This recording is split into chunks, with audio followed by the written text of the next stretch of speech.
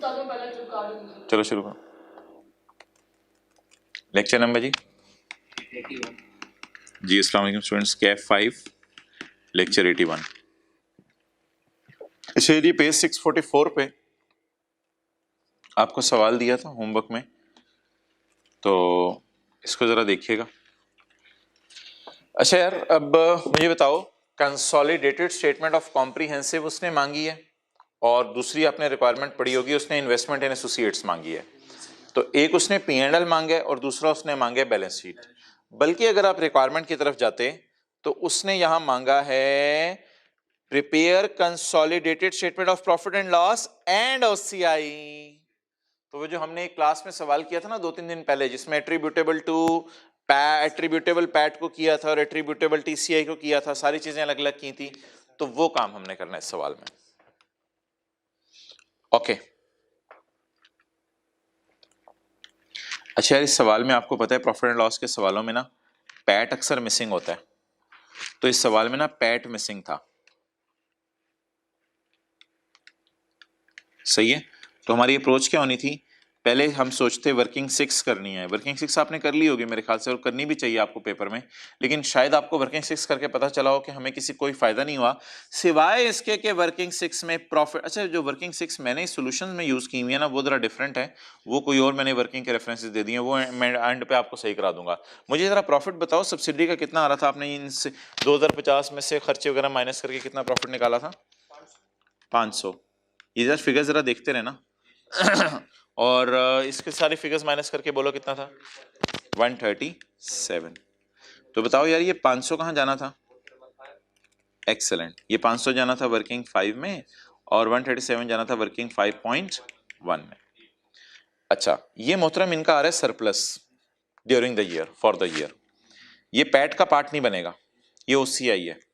अगर आप इसके साथ मैं एडजस्टमेंट 7 पढ़ लो ना, तो साथ ही बात कवर हो जाए। पेरेंट और associate revaluation model already use कर रहे हैं, हालांकि सब्सिडरी कॉस्ट मॉडल यूज कर रही है। अगर वो fair value model revaluation model use करती तो उसकी किताबों में भी 35 का सरप्लस आता। और याद रखना, ये फॉर द ईयर है, क्योंकि उनके भी फॉर द ईयर पड़े हैं। कितना आ गया?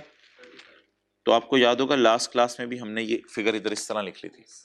तो अब स्काई ब्लू में मैं आपको दिखा रहा हूं इनके सरप्लस। और अगर आपने वर्किंग 6 करने का आपका दिल चाह रहा था, तो वर्किंग 6 में खाली प्रॉफिट आफ्टर टैक्स आने थे 500, 137, इसका प्रॉफिट भी आप निकाल सकते हैं। प्रॉफिट निकाल के क्लोजिंग आरीज आपने उठानी थी, क्लोजिंग आरी भी उठा ली, प्रॉफिट उठा लिया, ओपनिंग आरीज बैलेंसिंग आनी थी। लेकिन ओपनिंग आरीज कहीं यूज नहीं होनी थी। द रीजन इज के ओपनिंग आरीज में जो है ना एक मसला था कि ओपनिंग आरीज से निकलती है प्री आरी, वो प्री आरी ऑलरेडी सवाल में गिवन है ये देख लो, प्री आरी गिवन है। इससे पहले आगे चले, आपको पता है पेरेंट की बैलेंस शीट में इन दोनों की इन्वेस्टमेंट्स नजर आ रही होती हैं। तो ये पेरेंट की बैलेंस शीट टाइप चीज है, इसमें देखो दोनों की इन्वेस्टमेंट नजर आ रही है। ये वर्किंग 1 में चली जाती है, ये वर्किंग 7 में चली जाती है। एडिशनल इंफॉर्मेशन, पेरेंट ने सब्सिडरी को खरीदा 1 जुलाई 18 को, तो हमारे साल के पहले दिन, 30 जून 19 हमारा साल है ना, तो हमारे साल के पहले दिन। इसलिए इन सारी फिगर्स को और इसको 3/12, 4/12, 10/12 जो करते थे करने की जरूरत नहीं है। पेरेंट ने एसोसिएट को 1 जनवरी 17 को खरीदा है और 30 जून 19 हमारा ईयर एंड है, तो पेरेंट ने एसोसिएट को 2.5 साल पहले खरीदा। तो जब पेरेंट ने एसोसिएट को 2.5 साल पहले खरीदा है, तो फॉर द ईयर प्रॉफिट पूरा ही हमारा है, यानी परसेंटेज लगा के ये पूरा ही है, इसको 3/12, 4/12, 6/12 का फैक्टर लगाने की जरूरत, क्योंकि पूरे साल के प्रॉफिट्स हम डालेंगे। अच्छा, ये वाली जो फिगर्स है ना, ये मैं ऐसे बीच में डिस्कशन कर लूं। ये वाली फिगर्स जो है वो मैं एक क्लास में लेके गया था वर्किंग 5.2 में और वर्किंग 5.3 में ये ना मेरे ख्याल से क्वेश्चन 4 था एसोसिएट्स का, जिसमें हमने ये काम किया था। ये क्वेश्चन प्रैक्टिस में हमने डाला हुआ था। हाँ, ये सवाल देखो ना, पेज 639 पे था ये, पेज 639। तो अगर ना ये आपको बातें भूल रही हैं ना कि आपने वर्किंग 5.3 किया है, तो इसके साथ लिख लो क्वेश्चन नंबर बोलो 4 और पेज नंबर 639। ऐसा ही है, जरा नजर मार के आओ। क्वेश्चन 4 है 3 है? क्वेश्चन 3 याद है वो एट्रीब्यूटेबल की 2 वर्किंग्स की थी?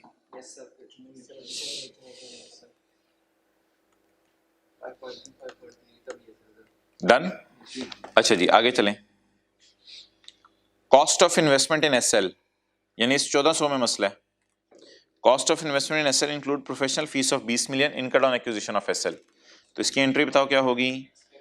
एक्सपेंस डेबिट और इन्वेस्टमेंट क्रेडिट, और क्योंकि ये पेरेंट ने की है इसलिए ये इफेक्ट किस पे जाएगा?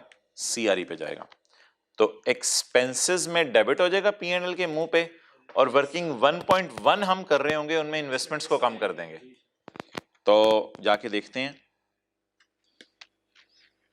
ये देखो यार, एक्सपेंसेस में डेबिट हो गया 20, और वर्किंग 1.1 जो हम कर रहे हैं वहां जाके इन्वेस्टमेंट्स क्रेडिट कर दी। मैंने आपके समझने के लिए ना ये एंट्रीज यहां लिखी हुई हैं, इनको इंशाल्लाह मैं भी करवाता रहता हूं। तो एक्सपेंसेस डेबिट इन्वेस्टमेंट क्रेडिट, ये मैंने सॉल्यूशन का पेज नंबर खोला हुआ है 651 652। ये 20 रुपए की एंट्री है वर्किंग 1.1 में। आगे चलो यार। The following consideration leading acquisition are still unrecorded. Unrecorded का मतलब है इसकी एंट्री करनी पड़ेगी। 175 million ordinary shares of GL, इसकी एंट्री बोलो। इन्वेस्टमेंट डेबिट, शेयर कैपिटल और शेयर प्रीमियम क्रेडिट। ये वो जो एक बड़ा सा सफ़ा नहीं जिसपे सारी एडजस्टमेंट्स लिखी हुई थी, ये उस सफ़े से रिलेट करता है। Investment debit, share capital, share premium credit, वो कैसे निकलना था? 175 मिलियन शेयर्स हैं, इसको आपने यार, ये जो पेरेंट के शेयर की फेयर वैल्यू होती है ना, ये इंपॉर्टेंट होती है जिस वक्त आप सऊदी किंग को पेरेंट के शेयर दे रहे हो, और सब्सिडरी के शेयर्स की फेयर वैल्यू तब इंपॉर्टेंट होती है जब एनसीआई को फेयर वैल्यू पर रखना हो। तो 175 मिलियन इंटू 20 बताओ कितना आ रहा है? 3500। तो ये 3500 की एक एंट्री बन जानी थी। Investment debit, share capital, share premium में अलग अलग क्रेडिट नहीं कर रहा क्योंकि सवाल में बैलेंस शीट नहीं मांगी, इसलिए ये देखो वर्किंग 1.1 में इन्वेस्टमेंट मैंने 3500 से डेबिट कर दी। नेक्स्ट, कैश पेमेंट 1000 रुपए की 3 साल बाद होनी है, डिस्काउंट रेट 12% है। ये आपको पता है मशहूर जमाना एडजस्टमेंट। ये मैंने ये देखो एंट्री की हुई है 712 की सॉल्यूशन में, 712 की एंट्री अभी आपके सामने की हुई है। Investment debit, purchase consideration payable credit, और ये लाइबिलिटी को ग्रो कराना है क्योंकि उसको 712 नहीं देना, 1000 देना है। अच्छा, ये इन्वेस्टमेंट डेबिट हो जाएगी यहाँ पे, परचेज कंसिडरेशन पेएबल क्रेडिट करने की जरूरत नहीं क्योंकि सवाल ने बैलेंस शीट नहीं मांगी। Interest debit, purchase consideration payable credit, ये आपको याद है इसके बाद एक एंट्री होती थी क्योंकि 712 को बढ़ाते बढ़ाते 1000 पे लेके जाने, तो ये 712 ज़रब 12% कितना आ गया? 85। अच्छा यार, अगर बैलेंस शीट होती ये सीआरई में जाता, लेकिन अभी खर्चा है तो खर्चा जो है वो पीएनएल के मुंह पे जाएगा फाइनेंस कॉस्ट में। ये देख लो जी 85 शुक्र है ये पड़ा हुआ है यार। ये वर्किंग 1.2 में हमने जाके निकाला हुआ है, लेकिन एंट्री मैंने आपको वैसे बता दी है, interest debit, purchase consideration payable credit. आगे चलो। अच्छा यार, ये मैंने लास्ट क्लास में बात की थी, इस पर अब मैं ज़्यादा तफसीली बात नहीं कर रहा। मुझे ये बता दो कि जो हमारा सॉफ्टवेयर है वो कितने पे आ रहा है बुक्स में? जी सर बिल्कुल 0 पे आ रहा है। एक्सेलेंट यार, हमारा सॉफ्टवेयर 0 पे आ रहा है और उसकी फेयर वैल्यू कितनी है? 150 सॉफ्टवेयर। तो इनका डिफरेंस बोलो। 150 150 की एंट्री है asset debit surplus in working 1 credit. तो सरप्लस इन वर्किंग 1 देख लेते हैं। ये देखो 150 का asset debit surplus in working 1 credit. Next, अब इसकी डिप्शन चार्ज होगी, डिप्शन 5 साल पे निकालनी है, तो डिप्शन 1 साल की निकलेगी। 150 डिवाइड बाय 5 कितना आ जाता है? 30। तो इसकी डिप्शन रिकॉर्ड होगी डिप्शन डेबिट एसेट क्रेडिट। तो डिप्शन आपको पता है डिप्शन पीएनएल के मुंह पे जाएगी, पीएनएल के मुंह पे आ गई, लेकिन ये एस के एसेट्स की डिप्शन है इसलिए हिट वर्किंग 5। और ये 100 ऑन पेज 7 पे सारी एडजस्टमेंट्स दी हुई है, ये 100 ऑन पेज 7 वाली एडजस्टमेंट है। ये देखो एस के प्रॉफिट में ये 30 जा रहा है वर्किंग 5 में। आगे चलो। A contingent liability of 90 million as disclosed in financial statements। तो बताओ जी, लाइबिलिटी अगर डिस्क्लोज्ड है फाइनेंशियल स्टेटमेंट में तो कैरिंग अमाउंट कितनी है? जीरो। इज लिख लो, is just disclosed in financial statements of subsidiary which had an estimated fair value of 60 million. इसकी फेयर वैल्यू कितनी है? तो डिफरेंस कितना आ गया? 60 का। तो लाइबिलिटी को जरा एरो देख के बताओ, ग्रो कराना है या कम करना है? तो क्या एंट्री बनेगी 60 रुपए की? Expense in working one debit और लाइबिलिटी क्रेडिट। इसको ना एक्सपेंस को P&L के फेस पे ना ले जाना, क्योंकि हाईलाइट करो इधर जरा हाइलाइटर से घर में, at the date of acquisition date की सारी एडजस्टमेंट्स बोलो कहां जाती हैं? वर्किंग वन में जाती हैं। तो expense in working one debit and liability credit, ये देखो expense in working one debit. आगे मैन सब्सिक्वेंट टू एक्विजिशन वाली एडजस्टमेंट आपने कभी भी नहीं लेके जानी वर्किंग वन में, ये बाद की एडजस्टमेंट है। बाद में liability has also been recorded by subsidiary in books at 40 million. बाद में सब्सिडरी ने भी अपने बुक्स में 40 मिलियन में लाइबिलिटी रिकॉर्ड कर ली। जो काम अब्बू भी कर लें और जो काम बेटा भी कर ले, तो बेटे ने जो काम जितना जैसे किया है उसको रिवर्स करना है। अब जो येलो वाला पोर्शन है उसकी एंट्री मैंने येलो में कर दी आपको 60 रुपीज की। अब जो स्काई ब्लू वाला पोर्शन है उसकी एंट्री मैं आपको करके देने लगा हूं। जो काम बेटे ने किया उसे उल्टाना है। जरा सोचो, लाइबिलिटी उल्टाने की entry, liability debit expense credit, but not in working one. Expense credit कितने से? 40 से। अच्छा, एक्सपेंसेस में जाके तो पहले मैं -40 देखा हूं ना, फिर अगली चीज आपको बाद में कराता हूं। ये एक्सपेंसेस में -40 हुआ हुआ। यार ये एसआरई में जानी है सीआरई में? एसआरई में, क्योंकि किसकी लाइबिलिटीज हैं? सब्सिडरी की। तो कहां जानी है? एसआरई में। और यार याद रखना मेरे भाई, यार एक बार याद रखी, ये जो एक्विजिशन डेट पे जितनी चीजों के ऊपर नीचे कर रहे होते हैं ना हम, तो ये सारी देख लो किसकी होती हैं? एसएल की होती हैं। तो एक्विजिशन डेट वाली एडजस्टमेंट जो है वो हम वर्किंग वन में कर देते हैं और एक्विजिशन डेट के बाद वाली फिर एसआरई में कर देते हैं। तो एसआरई की वजह से क्या एस प्रॉफिट हिट होगा? एसआरई वाली चीजें एस प्रॉफिट में जाती हैं या सीआरई वाली? एसआरई वाली। तो एसआरई वाली चीज ले जाओ profit for the year working 5 में। ये देखो 40। खर्चे कम करने से खुशी बढ़ जाती है, खर्चे कम करने से खुशी बढ़ जाती है। आगे चलो यार, ये एडजस्टमेंट आसान है। फॉलोइंग इंटरकंपनी ट्रांजैक्शंस, यार 1 जनवरी 19 को ना, 1 जनवरी 19 को पेरेंट ने ग्रांट किया लोन 150 मिलियन का सब्सिडरी को at interest rate of 12% per annum. अच्छा, बैलेंस शीट के एतबार से ना दो चीजें सोचनी होती हैं और P&L के एतबार से एक चीज। बैलेंस शीट के एतबार से सोचना होता है लोन का प्रिंसिपल कितना रिसीवेबल पेएबल है। तो मैं खड़ा हूं 30/19 पे, लोन दिया है पेरेंट ने सब्सिडरी को, साल खाली अंडरलाइन किया हुआ, लोन दिया है पेरेंट ने सब्सिडरी को मिड ऑफ ईयर, साल खत्म होने से 6 महीने पहले। तो अगर बैलेंस शीट का सवाल आ जाए ना पेपर में, तो 150 आपने माइनस कर देना है लोन रिसीवेबल में से और 150 माइनस कर देना है लोन पेएबल में से। ये हो जाएगा लोन के प्रिंसिपल की कैंसलेशन। इसके बाद लोन बैलेंस शीट बनाते हुए एक और चीज सोचनी है, इंटरेस्ट रिसीवेबल पेएबल। अब वो सवाल में डाटा अवेलेबल नहीं है मुझे कि इंटरेस्ट कब पे हो रहा है। तो अगर वैसे सवाल इस तरह का आ जाता ना, तो फिर आप एज्यूम करते बस 6 महीने का इंटरेस्ट 6ठे महीने के एंड पे हो गया, इंटरेस्ट रिसीवेबल पेएबल कोई नहीं है। एक मसला वहीं रहा, P&L के एंगल से प्रिंसिपल की और रिसीवेबल पेएबल का नहीं सोचना, P&L के एंगल से सिर्फ सोचना इंटरेस्ट इनकम और इंटरेस्ट एक्सपेंस, और वो होता है फॉर द ईयर। लेकिन हमारे सवाल में फॉर द ईयर नहीं होगा, 6 महीने का होगा। इसमें रिसीवेबल पेएबल के एंगल से नहीं सोचते, इसमें इनकम और खर्चे के एंगल से सोचते हैं। तो इसलिए लोन पकड़ो 150, इस पे लगाओ परसेंटेज 12%, इस पे लगाओ 6/12। क्या जवाब आया? 9। ये 9 दोनों के इंटरेस्ट इनकम और एक्सपेंस में से माइनस कर दो। ये हो रहा है इंटरेस्ट इनकम में से माइनस और इंटरेस्ट एक्सपेंस में से माइनस। लेकिन एक बात याद रखना, हैंड रिटन पेज 7 पे पढ़ा था, it will not hit working 5।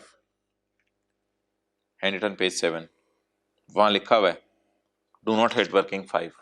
Adjustment number 8 है हैंड रिटन पेज की। ओके यार अगली बात बताओ। अगली बात तो हमने की नहीं अभी, आप लोगों ने भी नहीं बताई।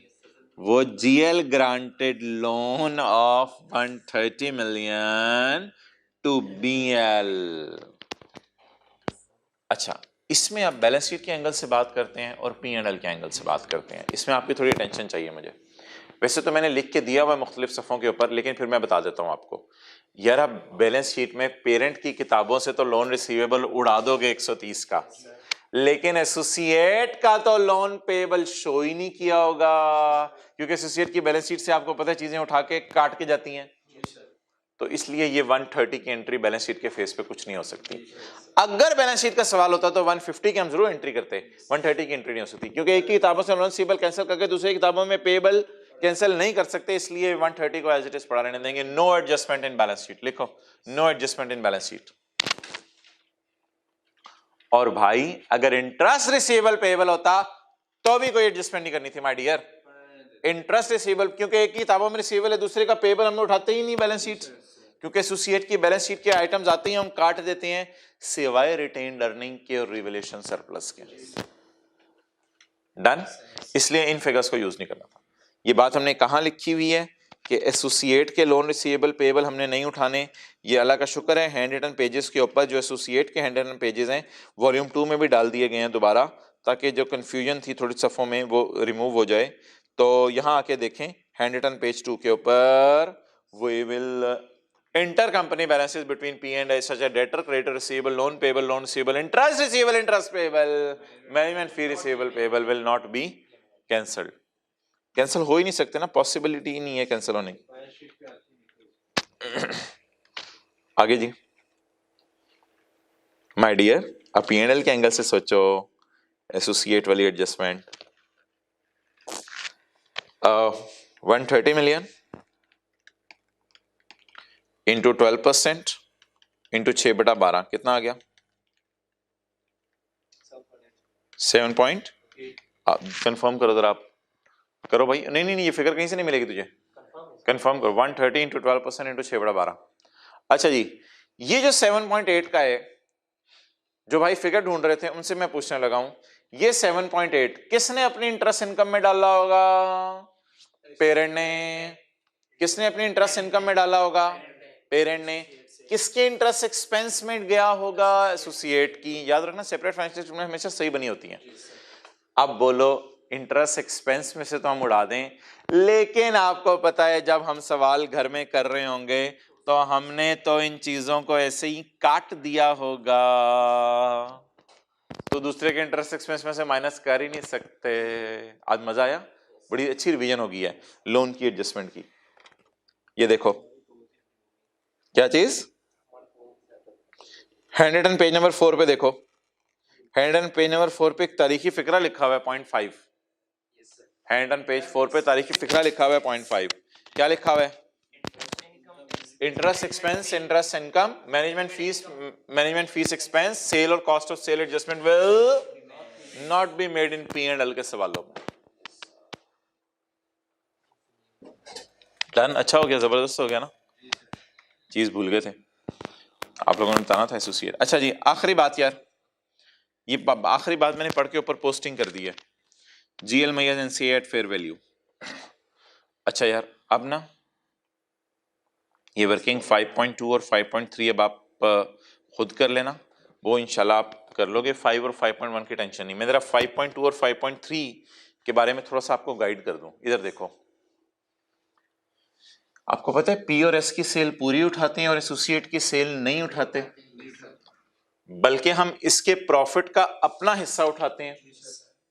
सिमिलरली पी और एस का सरप्लस पूरा उठाएंगे और जिस तरह इसकी सेल पूरी उठाते हैं पूरा उठा के फेस पे शो करेंगे।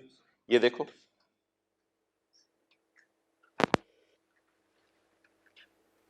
ये वो ना क्वेश्चन 3 जो भी मैंने आपको दिखाया है, बताया है, वो अगर आप कर लेते ना तो बड़ा अच्छा होता। एक दफा रिवाइज इससे पहले अच्छा जी, 60 और 35 पूरा उठाने, हाँ जी हाँ जी पूरा उठाने। ये देख लो भाई सोल्यूशन के अंदर 60 और 35 पूरा उठाया हुआ है, 60 और 35 पूरा उठाया हुआ है, डन। आगे चलो यार, 20 को पूरा उठाने या 20 का अपना हिस्सा, 20 का अपना हिस्सा, तो 20 का हिस्सा 35% जरा लगाओ, 7 रुपए आ रहे हैं। तो ये वर्किंग 5.3 होनी चाहिए थी, लेकिन मैंने की नहीं हुई, तो क्लास में इसकी हमने वर्किंग की थी, बोलो 5 पॉइंट, सोल्यूशन में जाके लिखना चाहते हो तो लिख सकते हो, बहरहाल फिलहाल मैंने 6.1 यूज की हुई है, डन। अच्छा और इसके बाद मेरे भाई एक काम आपने और करना है रे, वो ये करना है कि आपने देखो सब्सिडरी का सारा 35 डाल लिया है अपने उसमें, सब्सिडी का सारा 35 नहीं डालते, सब्सिडी का सारा 35 डालते हैं या 35 में से कुछ हिस्सा एनसीआई को दे देते हैं। तो मोहतरम ये मैंने वर्किंग 5.2 की है।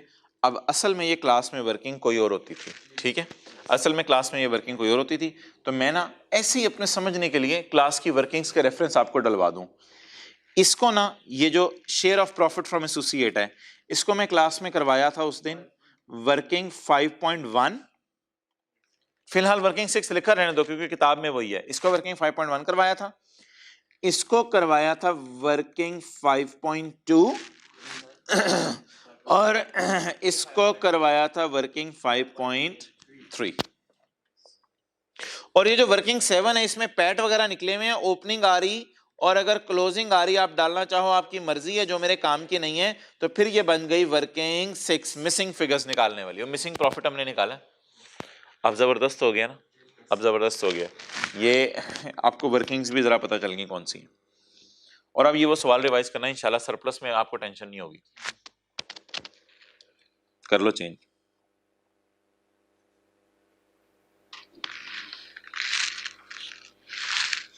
फाइव पॉइंट वन को 5.2 किया मैंने, 6 को 5.1 किया, 6.1 को 5.3, सिर्फ दिखने में वो लगे, सर हम इतने बड़े हो गए हैं, अगर वर्किंग का नंबर आप चेंज भी कर दें तो हम परेशान नहीं होते, हो गए हैं इतने बड़े, नहीं हुए, मुझे नहीं लगता। इधर आपने वर्किंग का नंबर चेंज हुआ है ना, आपको मेथोडोलॉजी बहुत सारे वो तो अच्छा अच्छा यार, आखिरी एडजस्टमेंट बड़ी मजे की है, वो है requirement, compute the amount of investment in associate as would appear in balance sheet. ये ना unluckily, I am very sorry, मैंने वर्किंग 7 जो है ना स्टेटमेंट फॉर्म में कर दी है। उसने क्या पूछा हुआ था, compute the amount as would appear in sheet as at, तो वर्किंग 7 हमें कोई ज़रूरत नहीं थी स्टेटमेंट फॉर्म में करने की, सोल्यूशन में मैंने स्टेटमेंट फॉर्म में की हुई है, मैं आपको प्रॉपर वर्किंग 7 के फॉर्म में कराने लगा हूँ, इसकी कोई ज़रूरत नहीं थी, आपने बस वर्किंग 7 करके कैरी डाउन बता देना सर 2644 है। अच्छा यार, ये जो वाहिद फिगर है ना, ये इसने मांग ली है एज एट, आहा, ये फिगर इसने मांग ली है एज एट। अच्छा, एज एट का क्या मतलब होता है, वर्किंग 7 आपको पता है बैलेंस शीट का आइटम है, और वर्किंग 7 का शायद आपको फॉर्मेट भी याद हो, इन्वेस्टमेंट इन एसोसिएट। सबसे पहले इनकी कॉस्ट आती है, यानी पेरेंट ने कितने की खरीदी है, वो कितने की हैं जी, वो हैं 2500 की, पेरेंट ने कितने की खरीदी जी, 2500 की। यार इधर रिटेन्ड अर्निंग आती है जो सीआरई में जाती है, लेकिन ये क्लोजिंग माइनस प्री वाली जाती है, तो क्लोजिंग मुझे चाहिए 30/19 की और प्री मुझे चाहिए 1 जनवरी 17 की, 2.5 साल पुरानी। तो अल्लाह का शुक्र है दोनों गिवन है, क्लोजिंग है 2200 और प्री है 1800, लेकिन इस टॉपिक में 7 परसेंटेजेस लगानी है, 2200 माइनस 1800 ज़रब जी, क्या जवाब आ गया, 140। इसका दूसरा इफेक्ट कहां जाता है, आपको याद होगा, investment in associate account debit, CRE credit, clear. अच्छा यार, एक आपने सवाल किया होगा, क्वेश्चन नंबर 12 पिछली क्लास में हमने किया है, क्वेश्चन नंबर 12 लेक्चर नोट्स का, ठीक है, उसमें ना मैंने आपको एक चीज करवाई थी कि closing surplus minus pre surplus भी तो एसोसिएट का हो तो हमें खुशी होती है ना, खाली रिटेन्ड अर्निंग पे हमारी नजर नहीं होती। मैंने कहा था बैलेंस शीट बनाते हुए आज के बाद उसकी रिटेन्ड अर्निंग पे भी नजर रखनी है, सरप्लस पे भी नजर रखनी है। अब एक मैंने ना आपके समझने के लिए जरा चीज बनाई है, वो मैं आपको जरा शो करवाने लगा हूं।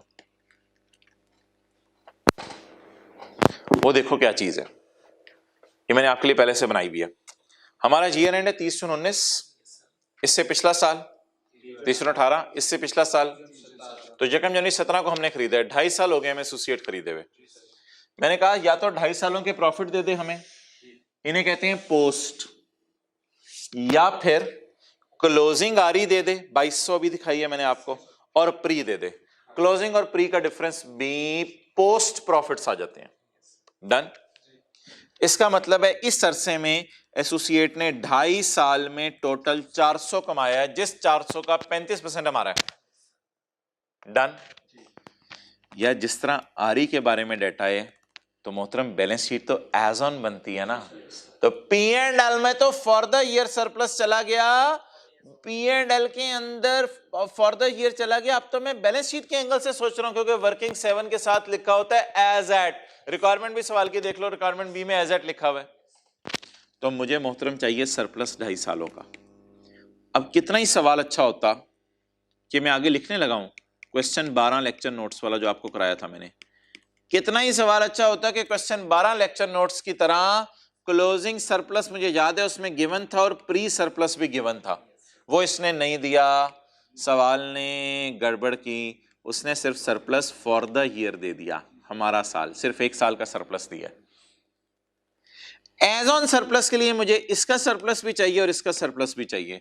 अब यार सवाल अवेलेबल नहीं है तो क्या करें, सरप्लस को 0 एज्यूम कर लें पिछले 1.5 साल का, शायद पिछले 1.5 साल से सरप्लस ना आ रहा हो, अब और मैं क्या कर सकता हूं। अब बताओ क्या सरप्लस में closing surplus minus pre surplus working 7 में डाल सकता हूं, या फिर यही वाला सरप्लस डाल दूं, पोस्ट वाला सरप्लस ही डाल दूं। डन। तो वीडियो पॉज करके जरा इसको नोट कर लें और ऊपर इसके हेडिंग दे दें, वर्किंग 7 समझने के लिए, वर्किंग 7 समझने, 35 नहीं यार, एसोसिएट का लेना है 20, 35 लेना ना, एसोसिएट का लेना है कितना 20, फॉर द ईयर लेना है 20। डन।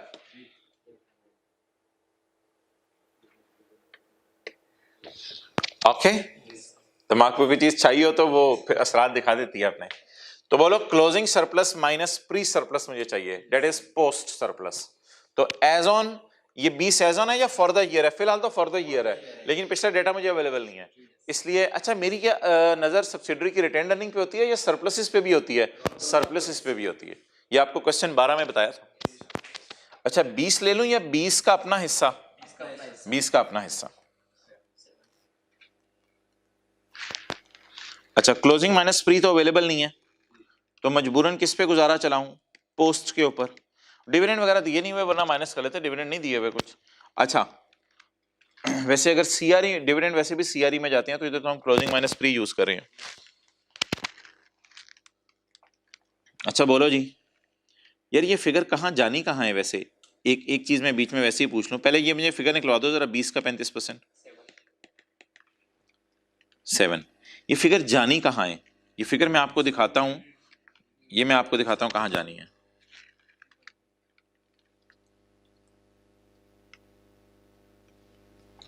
क्वेश्चन नंबर 12 था,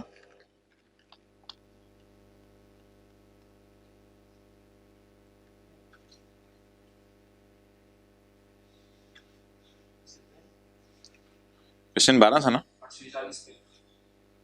पेज 840 पे।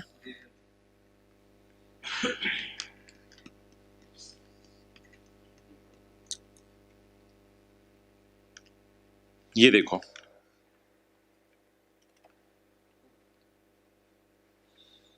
ये देखो क्वेश्चन 12 जो हमने किया था, क्लोजिंग माइनस प्री और सरप्लस भी क्लोजिंग माइनस प्री, फिर मल्टीप्लाइड वो कर दिया था 10.5। ये 10.5 जो है एसोसिएट का सरप्लस था, जिस तरह एसोसिएट की closing minus pre retained earning CRE में जाती है, इसी तरह ये सीआरई में नहीं जाती, कंसोलिडेटेड रिवैल्यूएशन सरप्लस में जाती है। वर्किंग 3.1 में लेके गए थे हम। कंसोलिडेटेड रिवैल्यूएशन सरप्लस निकालते हुए पेरेंट का सरप्लस, सब्सिडियरी का सरप्लस और एसोसिएट का सरप्लस। तो ये फिगर याद रखना, वर्किंग 3.1 में जाती है।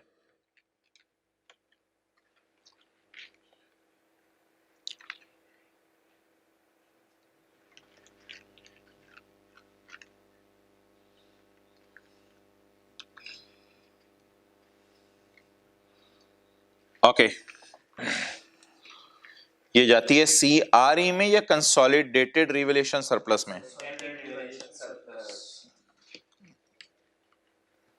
ओहो ये लिखने का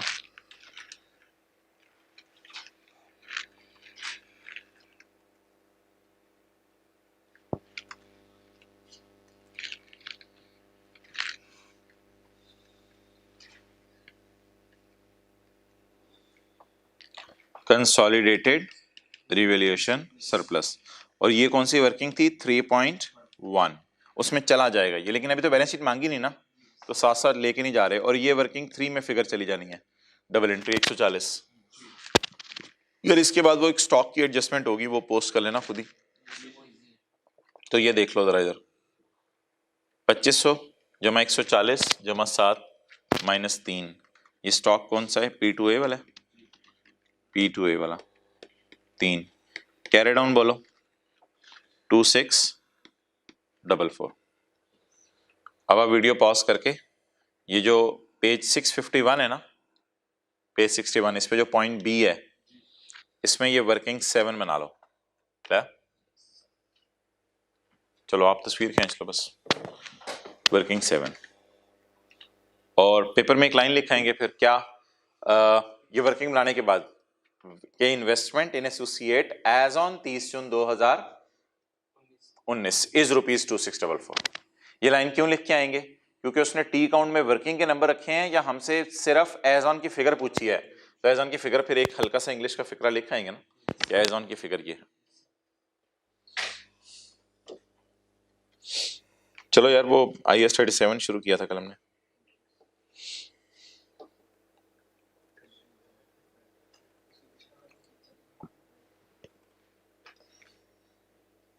चलें जी, लेट्स स्टार्ट। बिस्मिल्लाह पढ़ें, शुरू करें। पेज नंबर 1 है। अच्छा जी इधर ले आओ, बल्कि ऐसे करो, आप कैमरा इधर रखो, मेरी बात सुनते रहें जी। मुझे बताएं यार, लाइबिलिटीज कितने किस्म की हैं? 2 किस्म की हैं। लाइबिलिटीज कितने किस्म की हैं?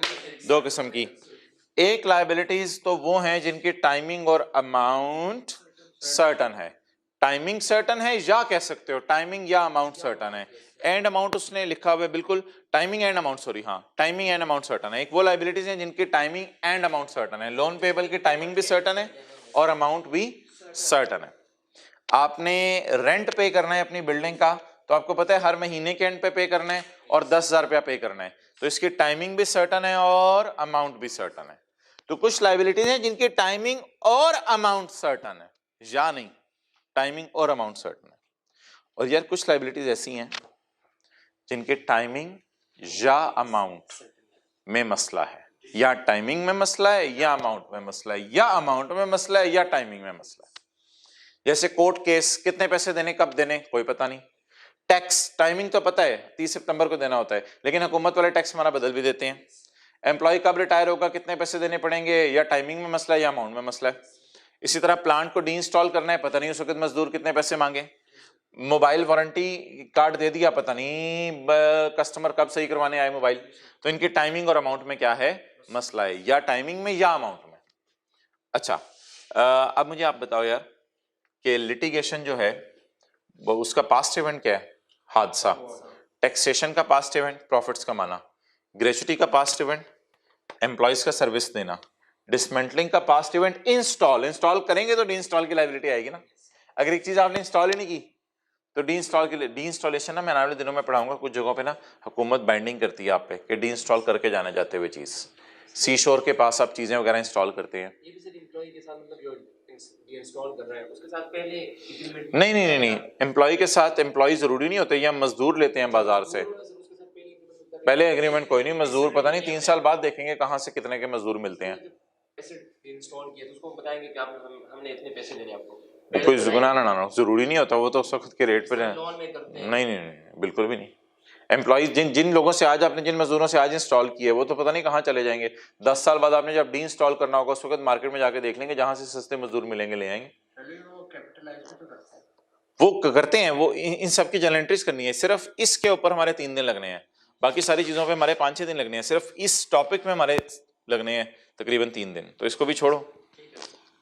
इस तरह वारंटी की अमाउंट या टाइमिंग्स अनसर्टन है या अमाउंट अनसर्टन है।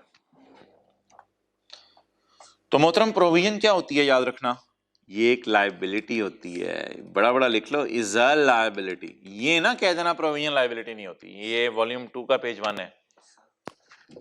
प्रोविजन एक लायबिलिटी होती है, लेकिन इसकी किस में मसला है, या टाइमिंग में या अमाउंट में।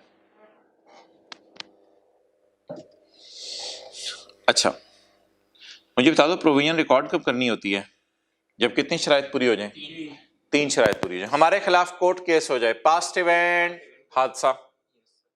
अच्छा पैसे देने का चांस हाई हो, प्रोबेबल हो, प्रोबेबल मतलब है हाई चांस हो, हाई चांस का क्या मतलब है, मोर देन 50% चांस हो, और पैसों का क्या लग सकता हो, रिलायबल एस्टिमेट लग सकता हो। अच्छा मुझे ये लग रहा है कि लॉयर को हम ये बता के ये दोस्त से पूछेंगे। Yes sir. हम लॉयर को क्या बताएंगे, भाईजान हमारी फैक्ट्री के अंदर जनरेटर को आग लग गई थी, उसकी वजह से 2 एम्प्लॉयज की डेथ हो गई। हम लॉयर को बताएंगे पास्ट इवेंट और उससे 2 सवाल पूछेंगे। 2, लॉयर आपका क्या ख्याल है, हम केस हार जाएंगे जीत जाएंगे। लॉयर ने कहा बहुत ज्यादा चांस है, मोर देन 50% चांस है कि आप केस हार जाएंगे। मेरे से लिखवा लें, आप केस हार जाएंगे, बहुत ज्यादा चांस है आप केस हार जाएंगे, और वो जो 2 एम्प्लॉयज मरे हैं उनके घर वालों को आपको पैसे देने पड़ेंगे, वरना वो बंदे लेके आ जाएंगे, फिर आपसे नहीं संभाला जाना। हम अगला सवाल क्या पूछेंगे, अगला सवाल, अच्छा यार अगर वो आ गए तो कितने पैसे देने पड़ेंगे, इसे क्या कहते हैं, रिलायबल एस्टिमेट। तो बताओ एक चीज हम लॉयर को बताएंगे क्या, पास्ट इवेंट, फिर लॉयर से कितने सवाल पूछेंगे, 2, केस हारेंगे या जीतेंगे ये सवाल पूछेंगे। अगर लॉयर कह दे केस जीतने का चांस कोई नहीं है, बहुत ज्यादा चांस है, प्रोबेबल का मतलब है बहुत ज्यादा चांस है, मोर देन 50% चांस है कि आप केस हार जाएंगे, और हारेंगे तो इतने पैसे देने पड़ेंगे। तो अगर 3 कंडीशंस पूरी हो जाती हैं तो आपने जो अमाउंट लॉयर ने आपको बताई है, फर्ज करो लॉयर ने कहा दोनों फैमिलीज को 20-20 मिलियन देने पड़ेंगे, तो जो एम्प्लॉयर ने अमाउंट बताई है, बंदा मरे ना, 10,000 देने से गुजारा नहीं चलेगा। Expense debit, provision for court case credit, या provision towards injured employees, towards employees passed away, कुछ भी कर दें आप इसका नाम, बस एक्सपेंस डेबिट करना है और लाइबिलिटी क्रेडिट करनी है। लेकिन इस लाइबिलिटी का नाम क्या रखना है, प्रोविजन। प्रोविजन बोलो लफ्ज़ ना बोलो जो आपने बोला है, ओके हाँ जी, वो मैं बताऊंगा क्यों।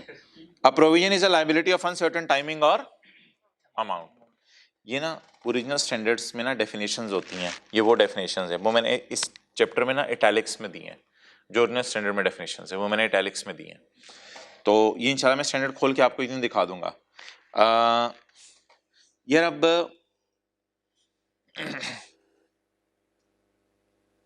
अगली बात आज बड़ी इंटरेस्टिंग है।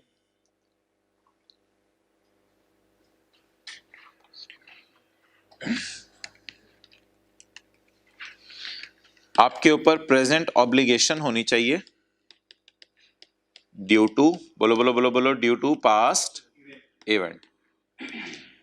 सर ये प्रेजेंट ऑब्लिगेशन का लफ्ज आपने कहां से बीच में डाल दिया, कल तो आपने प्रेजेंट ऑब्लिगेशन का लफ्ज नहीं डाला था, आज ये कहां से लफ्ज डाल दिया। ओ भाई जाहिर सी बात है, आपने जब देखा कि जनरेटर की आग लगी और 2 एम्प्लॉयज की डेथ हुई, तो आप अगर बिजनेस के ओनर है तो आपका दिल धक धक धक धक नहीं करने लग गया होगा, it is called as obligation.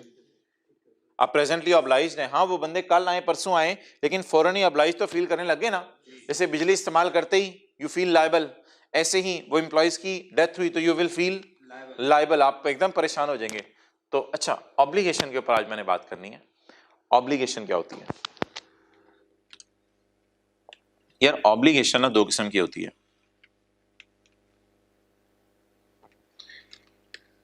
Legal और कंस्ट्रक्टिव। बोलो बोलो बोलो, लीगल और कंस्ट्रक्टिव। ये देखो ना, आपको किताब पे लिख लो, ये 3 शराइत है ना, ये 3 शराइत है। तो ऑब्लिगेशन कितने किस्म की होती है? 2 किस्म की, लीगल और कंस्ट्रक्टिव। अच्छा जी, इन दोनों में आपने फर्क देखना है। इधर ले आओ। आपके घर में आपकी दादी अम्मा आपको पिछले 5 साल से ईदी दे रही हैं, 2001, 2002, 2003, 2004, 2005। पैदा हो गए थे ना 2001 में? बाद में पैदा हो गए। अच्छा चलो खैर है, कोई नहीं। 2001, 2, 3, 4, 5, 2005 तक उन्होंने आपको ईदी दी। जब 2006 का साल आएगा और ईद करीब आ रही होगी, तो आपका दोस्त आपको कहेगा यार तूने मुझे बर्गर खिलाना है, आप कहोगे टेंशन ना ले, इंशाल्लाह मुझे दादी अम्मा से ईदी मिलने वाली है। अब आप बताएं, मैं सिर्फ आपके और दादी की जो ट्रांजैक्शन है इसके ऊपर आपसे बात करने लगा हूं। दादी अम्मा से जो ईदी मिलनी है, क्या आप उसकी उम्मीद लगाए बैठे हैं? अब मैं इंग्लिश में इसको कन्वर्ट करने लगा हूं। There is a valid expectation in your minds. Valid expectation है, उम्मीद लगी हुई है। अच्छा, अगली बात, क्या दादी अम्मा के अगर शूज पहन के देखें, वो पिछले 5 साल से ईदी दे रही हैं, तो वो भी तो थोड़ा सा फील कर रही होंगी ना यार, फिर ईद आ रही है।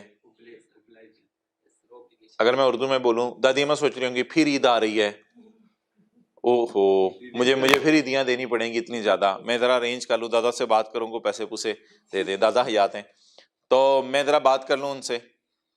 तो अब मुझे आप ये बताओ कि दादी अम्मा क्या फील कर रही हैं?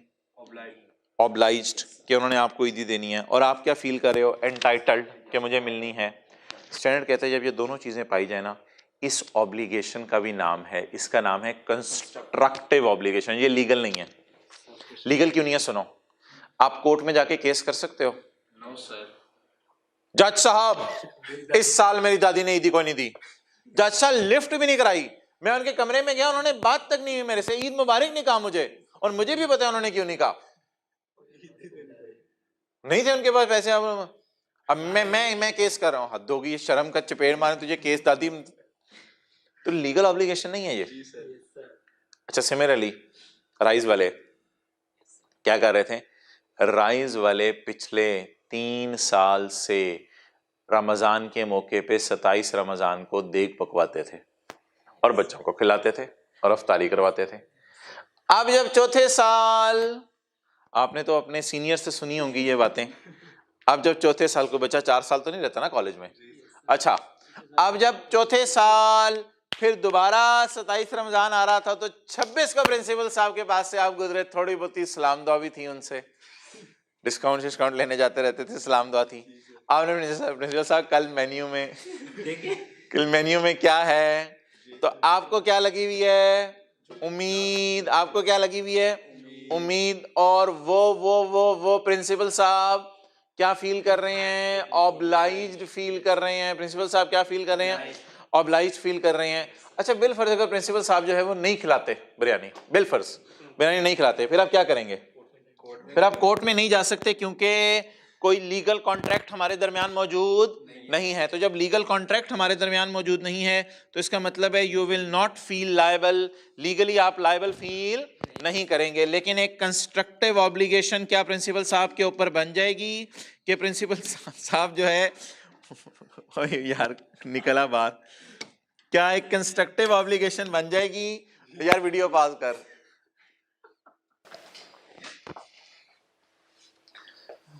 अच्छा, तो क्या प्रिंसिपल साहब लीगली आप उन पे केस कर सकते हैं? लीगल केस जाके कर सकते हैं कि लॉयर, जज साहब ये मैं अफ्तारी की वजह से भूखा मरने वाला हो गया हूँ, मुझे इफ्तारी नहीं मिल रही क्योंकि राइस वाला ने इफ्तारी नहीं कराई, पिछले साल तो मुझे कराई थी। तो मोहतरम, लेकिन स्टैंडर्ड कहता है ये जो कंस्ट्रक्टिव ऑब्लिगेशन है ना, ये भी एक ऑब्लिगेशन है और इसको भी आपने किताबों में रिकॉर्ड करना है। दादी अम्मा को चाहिए किताबों में रिकॉर्ड करना है, लेकिन वो तो बुक्स ऑफ अकाउंट्स बनाती नहीं। अच्छा, इस तरह ना यार ऑर्गेनाइजेशंस में अक्सर होता है, क्या क्या होता है ऑर्गेनाइजेशंस के अंदर जो है ना, कई दफा एम्प्लॉयर अपने मुंह से एक स्टेटमेंट निकाल देता है। क्या स्टेटमेंट निकालता है? एम्प्लॉयर कहता है मोहतरम हमारी वजह से मोहल्ले वालों को नुकसान हुआ, पता चला है कि हमारी वजह से मोहल्ले वाले डिस्टर्ब हुए। रात को हमारी ऑर्गेनाइजेशन के अंदर एक फंक्शन था, उस फंक्शन के अंदर जिस वक्त लाइटिंग हो रही थी और फुलझड़ियाँ उड़ाई जा रही थी, तो वो एक फुलझड़ी साथ वालों के घर जाके जो है वो लगी, जिसकी वजह से जो है वो उनका हल्का फुल्का नुकसान हो गया। हो सकता है इसमें लीगल ऑब्लिगेशन भी आ जाए कि लीगली जो है वो केस कर सकते हो, लेकिन आपको पता है कि पाकिस्तान में कल्चर क्या है। पाकिस्तान में अगर साथ वाले को हम कहते हैं कर ले जो करना है तूने, अगला बेचारा डर जाता है, कहते हैं यार नहीं। लेकिन अगर आप मुंह से उसको कह दें यार मैं आपको पैसे दे दूंगा, आप परेशान ना हो, तो और उस सारे बंदों के सामने आपने कहा कि यार, और उसको बुला के यार मैं तुझे पैसे दे दूंगा, तो आप फिर देखिए ना, आप मुसलमान हैं, आप कहेंगे मैं आप जबान से नहीं फिरूंगा, मैंने जब तुझे कह दिया है। क्लियर होगी बात? तो कंस्ट्रक्टिव ऑब्लिगेशन क्या होती है? कंस्ट्रक्टिव ऑब्लिगेशन में दो शराइत पाई जानी जरूरी है। नंबर 1, जिसने पैसे देने हैं या तो उसकी पास्ट प्रैक्टिस हो पैसे देने की, दादी माँ वाली बात, या पास्ट प्रैक्टिस ना हो, उसने अभी अभी खड़े हुए स्टेटमेंट दियो, अभी अभी खड़े हुए स्टेटमेंट दियो। हो सकता है प्रिंसिपल साहब 5 साल से जो है वो बिरयानी ना खिला रहे हो अफ्तारी में, लेकिन अगर प्रिंसिपल साहब इस साल आके स्टेटमेंट दे दें और बड़े रिलायबल तरीके से आए और क्लास हो रही है और दरमियान में क्लास को रुकवा के आए, भाईजान आपके लिए एक अनाउंसमेंट करनी थी, तो भाई वो फिर भी लायबल फील करेंगे ना। या नंबर 1 बोलो बोलो, या पास प्रैक्टिस हो या करंट स्टेटमेंट दे दे कोई बंदा, प्रिंसिपल साहब करंट स्टेटमेंट दे दें, या पास प्रैक्टिस हो, या वेल पब्लिसाइज्ड पॉलिसी हो वेबसाइट पे लिखी हुई, वेल पब्लिसाइज्ड पॉलिसी हो, यानी वेबसाइट पे अनाउंसमेंट आ जाए जी सारे बच्चे जो है वो सैरी भी ना करके आइएगा, खजूर और पानी पे गुजारा कीजिएगा, इंशाल्लाह अफ्तारी तगड़ी किस्म की होगी, जबरदस्त किस्म की। क्लियर? तो 3 तरीके हैं उम्मीद दिलाने के। कितने तरीके हैं उम्मीद दिलाने के? 3 तरीके। नंबर 1, पास प्रैक्टिस, कई कई कई दिनों से बिरयानी खिलाई जा रही है, पास प्रैक्टिस हो। नंबर 2, करंट स्टेटमेंट हो। नंबर 3, कोई पब्लिश्ड पॉलिसी हो आपकी। अगर ये 2-3 अमल आपने किए हैं तो आपके अमल का आपको पता है अगले पे असर हो जाता है, वो अगला सोचने लग जाता है। इस ऑब्लिगेशन को स्टैंडर्ड मान रहा है, लेकिन एक शर्त स्टैंडर्ड ने और कही है, वो तीसरी बात 3 बातों से अलग है। वो ये है कि अब जो दूसरी पार्टी है ना, जिसको हमने स्टेटमेंट दी है, जैसे दादी ने बच्चों को, तो बच्चों के दिल में भी उम्मीद पैदा हो, ये दूसरी शर्त है। Constructive obligation is an obligation, page number 1 पे ही हूं मैं, ये स्टैंडर्ड के अंदर अवेलेबल है, स्टैंडर्ड का पैरा 10 है, आपको रिलैक्स को कुछ याद करने की जरूरत नहीं है। कंस्ट्रक्टिव IS 37 में ये पैरा 10 होगा। मैं पैरास किसी टिक करवा दूंगा स्टैंडर्ड से, फिलहाल इटैलिक्स वाली चीजें स्टैंडर्ड में अवेलेबल है। A constructive obligation is an obligation that derives from entities actions, entities actions, entity के एक्शन, इदारे के, वेयर कॉलेज की मिसाल के तौर पे, whereby an established pattern of past practice, whereby published policies और a sufficient specific current statement, news में आके, अखबार में आके, टीवी पे आके स्टेटमेंट दे दी। The entity has indicated to other parties, the entity इधर तो लिख लो ना, द राइज, क्योंकि स्टैंडर्ड पता नहीं लिख सकते। The rise has indicated to students, the rise has indicated to students that rise, it's मुराद rise, that rise will accept certain responsibilities and as a result, and का क्या मतलब है, दूसरी चीज पूरी होनी जरूरी है। And as a result, the rise has created a umeed. The rise has created a umeed on the part of other parties. That rise will discharge those responsibilities. कि rise वो responsibility अदा करेगा। तो मोहतरम, अदर पार्टी कौन है? मैं और आप, स्टूडेंट्स। इस अदर पार्टी के दिल में वैलिड एक्सपेक्टेशन भी क्रिएट होनी चाहिए। डन? ओके। अच्छा जी, एग्जाम्पल नंबर 1 करो यार। स्टैंड के ऊपर हाईलाइट कर सकते हैं, अंडरलाइन कर सकते हैं। पेज 2 पे आ जाओ। G limited owned a road tanker. G limited के पास एक रोड टैंकर है डेट ओवरटर्न्ड इन दिसंबर, जो दिसंबर में उलट गया। टैंकर जाते जाते उलट गया during a bad rain storm, क्योंकि बहुत ज्यादा तेज आंधी चल रही थी, बारिश वाली आंधी। The tanker spilled its contents. जैसे बड़े बड़े ऑयल टैंकर आपने देखा होगा सड़क पे जा रहे होते हैं, मुख्तलिफ कंपनीज के होते हैं। तो जी लिमिटेड का एक रोड टैंकर था, वो दिसंबर के अंदर जो है, ये टैंकर को भी दिसंबर में याद आया, साल खत्म होने लगे, प्रॉफिट्स कैलकुलेट होने लगे, टैंकर को याद आ गया उलटना, अल्लाह की तरफ से है। The tanker spilled it contents, और टैंकर में से ऑयल निकल के बाहर फैलने लग गया। And contaminated a local river, और अल्लाह का करना हुआ वहां पे एक लोकल रिवर था, रावी, फुल स्टॉप। अब कराची वालों को समझ नहीं आएगा ना, रावी शायद आ जाए। G limited has no legal obligation to clean the river, और शायद जी लिमिटेड पाकिस्तान में है, बस चुप करके टैंकर को सीधा करो, स्टार्ट करो, निकलो। नो लीगल ऑब्लिगेशन, हुकूमत कुछ नहीं कहती। आप जाके इधर गंद फेंके, उधर गंद फेंके, आप जाके बास्केट बास्केट पूरी पाकिस्तानी बास्केट है लोग कहते हैं, जहां मर्जी दिल चाहो फेंक दो जाके चीजें। ये क्लास में देखे नीचे मूंगफलियां पड़ी होती हैं, मूंगफलियों के छिलके पड़े होते हैं, और उनके वो जो अंदर वाला छिलका होता है वो भी पड़ा होता है, बाहर वाले छिलके भी पड़े होते हैं। तो पूरा पाकिस्तानी डस्टबिन है। तो इस बंदे ने भी क्या कहा, ओह यार क्या हुआ, लोकल लेवल मेरी वजह से खराब हुआ है, चल निकली है। कोई लीगल ऑब्लिगेशन नहीं है इस मुल्क में। There is no. अच्छा वैसे प्रैक्टिकली ऐसा होता है कि मुल्क में लीगल ऑब्लिगेशन? जी बिल्कुल, बिल्कुल ऐसा होता है यार। प्रैक्टिकली दुनिया में हर चीज को नहीं हुकूमत पकड़ी। There is no legal obligation, कोई लीगल ऑब्लिगेशन नहीं है टू क्लीन द रिवर। हम ऐसे मुल्क के अंदर हैं कि हम बदमाशी दिखा सकते हैं, कोई मसला नहीं। और यार हुकूमत कहाँ कहाँ लोगों को पकड़ती है, इसलिए ठीक है, नहीं पकड़ी है हुकूमत इस मुल्क में लोगों को। Has no publish policy. अच्छा हमारी कोई पॉलिसी भी नहीं है कि हम ऐसा करेंगे। Has no publish policies to rehabilitate the environment. हमारी कोई पॉलिसी नहीं है, यानी कि लीगल तो है ही नहीं, अब कंस्ट्रक्टिव की तरफ मूव करने लगे। मैंने आपको क्या बताया था, लाइबिलिटी ऑब्लिगेशंस कितने किस्म की होती हैं? 2। Number 1 legal and number 2 constructive. Legal तो है नहीं, अब शायद किस तरफ लेके जाने वाला है, कंस्ट्रक्टिव की तरफ। Has no published policy to rehabilitate the environment, has not made any public statement that it will clean the river. ना हमारी पॉलिसी है और ना हमने स्टेटमेंट दी है। पास्ट प्रैक्टिस तो होगी नहीं, शायद पहली दफा ट्रक ओवरटर्न किया हो, ये कुछ नहीं है। However, फुल स्टॉप के बाद however डालो जरा, अच्छा लगेगा। However, it intends to clean up the river. लेकिन इनका इरादा है, it intends to clean up the river and has been able to calculate a reliable estimate of the cost. और अंदाजा भी लग गया है कि कितनी कॉस्ट आएगी। बताओ जी, इस लाइबिलिटी को बैलेंस शीट में रिकॉर्ड करें ना करें? भाईजान ये क्या लिखा हुआ है यार? रिलायबल एस्टिमेट लग चुका है, it has calculated reliable estimate, और हमारी इंटेंशन भी है साफ करने की। इसको लाइबिलिटी को बुक करें किताबों में यार, इंटेंशन हमारा इरादा है।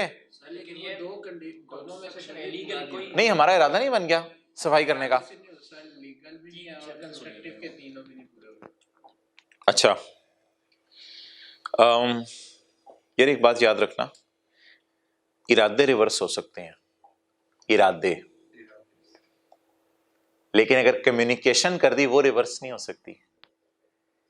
इरादे रिवर्स हो सकते हैं, कम्युनिकेशन रिवर्स नहीं हो सकती। क्या सोच रहे तू? मुझे भी याद आ गई है।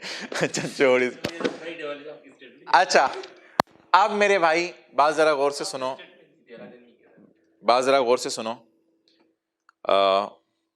अब्बू ने अम्मी से बात की कि ये छोटा है ना साडा रशीद, इसकी शादी ना इंशाल्लाह फूफो की तरफ करेंगे। अम्मी ने कहा मेरी तरफ से भी ओके है, कुड़ी ने एमए कर लिया, मेरी तरफ से भी ओके है, डन है, जान दो। अच्छा अभी ये अब्बू और अम्मी ने आपस में इरादा किया, अब्बू और अम्मी ने आपस में इरादा किया। अब ना बेटे को बताया ना फूफो को बताया, दोनों को नहीं बताया अभी तक। इंटेंशन है नो स्टेटमेंट, अभी उनको बताया नहीं। अब अब्बू और अम्मी परेशान बैठे हैं। बड़ी बेटी आई, पूछा क्या हुआ? यार वो हमने सोचा था कि बेटे का फूफो की तरफ करेंगे, लेकिन अब हमारे दिल में आ रहा है खाला की तरफ कर देते हैं। अब हमारे दिल में कुछ और आ रहा है, तो अबू आप परेशान क्यों बैठे हैं? बड़ी बेटी ने सोचा अबू आप परेशान क्यों बैठे हैं? बेटा वो हमने सोच लिया हुआ था। तो अबू बताया था पप्पू को नहीं, तो अबू फिर क्यों परेशान बैठे हैं? अबू ने बेटी को शाबाश, तू जबरदस्त मेरी बेटी निकली, जबरदस्त, तूने कमाल किया, मैं ऐसे ही परेशान हो रहा था। इसी तरह अबू अम्मी बैठे हुए थे, सोचा यार कल संडे आ रही है, बच्चों को पार्क कहते हो पार्क कहते हो? पार्क कहते हो, तो बच्चों को पार्क लेके जाएंगे, ठीक है। अब अबू अम्मी नाश्ते में परेशान बैठे हैं, यार अब अब्बू को कोई काम पड़ गया, ये हो गया वो हो गया। तो अम्मी ने कहा रिलैक्स रहे, माय हस्बैंड रिलैक्स रहे, कोई मसला नहीं, बच्चों को तो मैंने बताया ही नहीं। शोर ने कहा जबरदस्त, तू जबरदस्त बीवी है, तूने बच्चों को बताया ही नहीं था। आप बता दो इंटेंशंस ऑब्लिगेशंस होती हैं? नहीं, लेकिन अगर इंटेंशंस कम्युनिकेट हो जाएं तो ऑब्लिगेशंस बन जाती हैं। ये ऑर्गेनाइजेशन अभी सेफ मोड में है, ये ऑर्गेनाइजेशन लायबल फील नहीं करेगी। वाई? मुझे ये लग रहा है इस ऑर्गेनाइजेशन के डायरेक्टर्स ने ना आपस की एक मीटिंग की है, जिसमें आपस में इरादा कर लिया है कि इंशाल्लाह हम सफाई करके देंगे।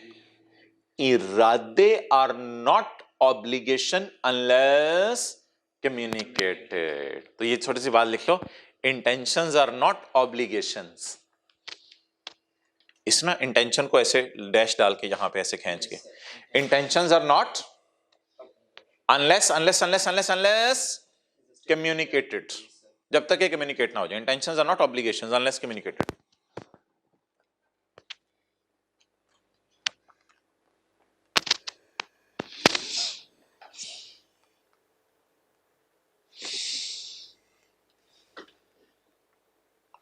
अच्छा यार, अब ना 3 शर्तों में से ना पहली शर्त ही पूरी नहीं हो रही। सर पास्ट इवेंट तो है, हाँ बिल्कुल है, रोड टैंकर, जो वो टैंकर था वो that has spilled its contents, past event है, but there is no legal obligation and no constructive obligation. Constructive obligation क्यों नहीं है? वैसे ये लायबल क्यों नहीं फील करेंगे? Because they have not given any statement. Intentions तो आपस में डायरेक्टर्स ने की है ना, वो तो रिवर्स भी हो सकती हैं, लेकिन अगर इंटेंशन करने के बाद टीवी पे आके अनाउंसमेंट कर दी होती है डायरेक्टर ने, तो फिर तो स्टेटमेंट बन जाती, वो फिर तो रिवर्स ना हो सकती, फिर तो जान दे देंगे, बात से नहीं मुकरेंगे। तो मोहतरम अब लाइबिलिटी रिकॉर्ड नहीं होगी और इसका ना डिस्क्लोजर भी नहीं होता, कोई लाइबिलिटी रिकॉर्ड नहीं होगी, कोई लाइबिलिटी रिकॉर्ड नहीं होगी। आप रिलैक्स रहें, क्योंकि लीगल ऑब्लिगेशन है कोई नहीं, लोगों ने पकड़ना कोई नहीं आपको, और आपने मुंह से भी नहीं कहा आके कि यार मैं इस फॉल्ट को रिमूव कर दूंगा। अब आप रिलैक्स फिरें, कोई मसला नहीं। देखो जरा सोल्यूशन लिखने का तरीका इंशाल्लाह मैंने बताना है, लेकिन फिलहाल जरा पढ़ लो। The event is accident, past event बोलो accident, the past event is accident and since it happened before year and it is a past event. Year and पे खड़े होकर इसको पास्ट कह सकते हैं। There is however know present obligation since there is no constructive obligation to rehabilitate the river, since no public statement is made, no establish pattern of past practice. आपको याद है बचपन के अंदर टीचर कहते थे बेटा जवाब सवाल में छुपा होता है, और ये टॉपिक ऐसे कि आई क्या 12 से 15 नंबर का सवाल हर अटेम्प्ट में दे रहे हैं, क्योंकि ये थ्योरी है, इसे लोग इग्नोर कर रहे हैं। कंसोलिडेशन से आधे दिन इस टॉपिक पे लगते हैं, लेकिन मजाल है कि कोई जाके इसका होमवर्क कर ले। होमवर्क नहीं करते जाके। वो होमवर्क क्या होता है? जो सवाल क्लास में कराया मैं कहता हूँ उसी का आंसर जरा अपने रजिस्टर पे लिख लेना, कोई लिफ्ट नहीं कराते। आप कंसोलिडेशन से इस पे आधी एफर्ट भी कर लेंगे ना तो आपको ये मार्क्स दे जाएगा। तो इस टॉपिक को बहुत बच्चे इजी ले रहे हैं, इसलिए आईकैप इस टॉपिक को सीरियस ले रहा है। अच्छा जी, there is no legal obligation, there is no constructive. Constructive क्यों नहीं है? ना हमने कोई स्टेटमेंट दी है, ये दोनों बातें सवाल में लिखी हुई है, ना हमने कोई स्टेटमेंट दी है और ना हमारा कोई पैटर्न है ऐसा। Next, no liability should be, अभी शुरू वाली क्लास है ना, लायबिलिटी लिख लो, लेकिन पेपर में क्या लिख के आना है? Provision. No liability should be recorded. Balance sheet में कोई लायबिलिटीज वगैरह नजर आएंगी करंट लायबिलिटीज में कि हमने रिवर्स सही करके देना है? कोई बैलेंस शीट में करंट लायबिलिटीज में एज ऑन चीजें नजर आएंगी? अच्छा, कोई एडमिन एक्सपेंसेस में इसके खर्चे वगैरह नजर आएंगे? ना ना ना, डेबिट साइड नजर आएगी ना क्रेडिट साइड नजर आएगी। No liability should be recorded because there is no obligation. G Limited can still change its intention if however this intention has been announced then there is an obligation। लेकिन वो तो announce नहीं हुई ना, इसलिए उसने लिखा इफ हाउएवर, अगर ऐसा होता। ऐसा तो हुआ ही नहीं। चल यार जल्दी करो, एग्जाम्पल 2, वीडियो पॉज करके पढ़ लो। चलें जी पढ़ें। The following information pertains to Zamel Limited for year end 31 December 14. In December 14, a citizen committee of the area, इलाके की ना, आपको पता है इलाके के 2-3-4 लोग, मस्जिद के अंदर भी कमेटी बनाई होती है और इलाके में भी कमेटी बनाई होती है, हर चीज में आगे आगे आगे आगे आगे आगे। A citizen committee of the area met with the directors of company, हमारे पास आ गए जामिल वालों के पास, and lodged a complaint, और मोहल्ले वालों की तरफ से एक कंप्लेंट लॉन्च की कि यार जो तुम लोगों की बड़ी बड़ी व्हीकल्स मूव कर रही होती है ना, जिसमें केमिकल्स होते हैं, इसमें सेफ्टी इक्विपमेंट नहीं लगे हुए, and resultantly creating serious threats to health of residents. Factory के साथ जो 10 घर हैं उसमें तो सारे खांसी के बीमार हो गए हैं, और फैक्ट्री के जो दूर दूर के घर हैं वो भी जो है वो ऐसे फिर रहे होते हैं परेशान जैसे पता नहीं क्या हुआ है। तो तुम्हारे वजह से ना, तुम्हारी इधर फैक्ट्री बनाने की वजह से हमारी तो नस्लें बर्बाद हो रही हैं, और तुम लोगों की जो व्हीकल्स हैं उसमें से ऐसा केमिकल निकलता है कि हमारे अंदर ऐसे घुसता है वो कि हमें अपना नहीं पता रहता। हंस रहे तू। The management held a meeting in this regard, management परेशान होगी, मैनेजमेंट ने मीटिंग कर ली। मीटिंग तो आपस में होगी ना इन दोनों को, इन लोगों को निकाल के, वो लाके बोलो तुम जाओ हम देखते हैं अब क्या करना है। डायरेक्टर्स 2-3-4 बैठ गए होंगे। The management held a meeting and decided to install the safety equipment in its vehicles, और सोच लिया कि सेफ्टी इक्विपमेंट व्हीकल में लगाएंगे। Decided. The estimated cost is 25 million. 25 million की ये चीजें आएंगी अब हमारी सेफ्टी इक्विपमेंट। सेफ्टी इक्विपमेंट एक ऐसा इक्विपमेंट होगा जिससे केमिकल बाहर नहीं निकलेगा या उस सेफ्टी इक्विपमेंट के अंदर जो है वो एब्जॉर्ब हो जाएगा। The company has no legal obligation, लेकिन इमरान खान ने नहीं कहा हुआ कुछ। पाकिस्तान में बहुत सी फैक्ट्रीज हैं और स्मोक प्रोड्यूस कर रही हैं, दाएं बाएं वाले इलाके वाले, उनकी सेहत खराब हो रही है। इमरान खान कुछ नहीं कह रहा, there is no legal obligation, nor any publish policy, हमारी पॉलिसी भी कोई नहीं है regarding installation of such safety equipment in its vehicles. ना हमारी लीगल ऑब्लिगेशन है ना हमारी पॉलिसी है। लेकिन यार हमारा डिसीजन हो गया, हमारा डिसीजन हो गया कि हम इंस्टॉल करके देंगे। अब्बू और अम्मी बैठे हुए थे, अब्बू ने कहा बेटे की शादी फूफो के घर कर देंगे। अब्बू ने कहा जल्दी से पर्ची लेके आओ, बाद में अम्मी ने मुकर जाना है। अब्बू की तो ख्वाहिश होगी ना फूफो के घर कर दे, बाद में अम्मी ने मुकर जाना है, पर्ची अभी लाओ। अम्मी ने कहा पर्ची लाने की क्या जरूरत है, ये पड़ी हुई है मोबाइल के अंदर नोट्स, मोबाइल के अंदर नोट्स खोलें, इलेक्ट्रॉनिक सिग्नेचर करें टच से। तो उधर ही अब्बू ने नोट बनाया, सारा टाइपिंग की अब्बू ने, अब्बू टाइपिंग में तेज थे, अब्बू ने टाइपिंग की और नीचे अब्बू और अम्मी के साइन हो गए। डिसाइडेड। फिर 5 मिनट परेशान बैठे थे, नहीं कहीं और कर लेते हैं। अब बता दो यार ये डिसीजन बदल सकता है? जी सर। हाँ यार, इंटेंशन या डिसीजन एक ही चीज होती है मेरे भाई। हमने फैसला कर लिया आज बच्चों को पार्क लेके जाएंगे, अम्मी कहेंगी रिलैक्स रहे, मैंने बच्चों को नहीं बताया हुआ, मैं भी आपकी बीवी हूं, मुझे आपके इरादों का पता होता है। तो बोलो डायरेक्टर्स ने डिसाइड किया है या कम्युनिकेट भी कर दिया है? जब डिसाइड किया तो पिछले सवाल में मैंने आपको कहा था, पिछले सवाल में मैंने आपको कहा था इंटेंशन भी ऑब्लिगेशन नहीं है। इस सवाल में मैं आगे बढ़ के कह रहा हूं डिसीजन भी ऑब्लिगेशन नहीं है, अनलेस के क्या हो जाए, कम्युनिकेट हो जाए। हाँ अगर कम्युनिकेट हो जाए फिर और बात है, इस सवाल में कहीं नहीं लिखा हुआ कम्युनिकेट हुआ। For the year ended 31 December 14, यार वही वाली अंग्रेजी ऊपर वाली, Zedal is not required to make any liability due to non installation of safety equipment. Past event क्या है, सेफ्टी इक्विपमेंट इंस्टॉल ना करना। As there is no law there is no legal obligation. ऊपर वाली अंग्रेजी नीचे वाली अंग्रेजी सेम कर लेना, कोई मसला नहीं है दोनों में। There is no constructive obligation to install the safety equipment since Sedal has neither past practice nor any published although decision has been made. उस बात को भी आई के आपने लिख दिया यहाँ, although decision has been made but cost would only be recorded on actual incurrence of cost. यार ये लाइन जो है ना, ये इंशाल्लाह इसको पेंडिंग छोड़ दो, ये लाइन इंशाल्लाह ना पेंडिंग छोड़ दो, इसको फिर कभी करेंगे। All the decision has been made to install safety equipment, आगे लिख लो but yet not communicated. Paper में भी लिखा ना बट येट नॉट कम्युनिकेटेड। अगली जो लाइन है ना इंशाल्लाह वो उसके ऊपर मेरी 15 मिनट की एक क्लास में अलग बहस होगी इस पे, ये लाइन छोड़ने भी आपको समझ नहीं आएगी। तो लेकिन अभी तक कम्युनिकेट नहीं हुई, इसलिए रिलैक्स रहें, मजे करें।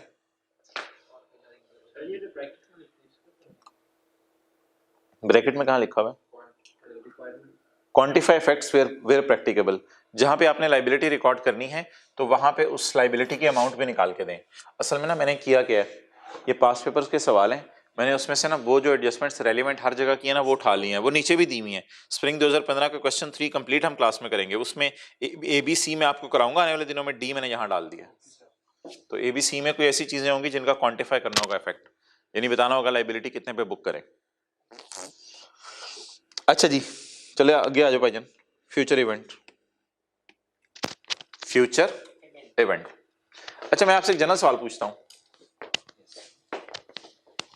आपने मुझे जो दिल में आ रही हो ना वो बात बतानी है, जो दिल में आ रही हो। अकाउंटिंग नॉलेज को साइड पे रखते हैं।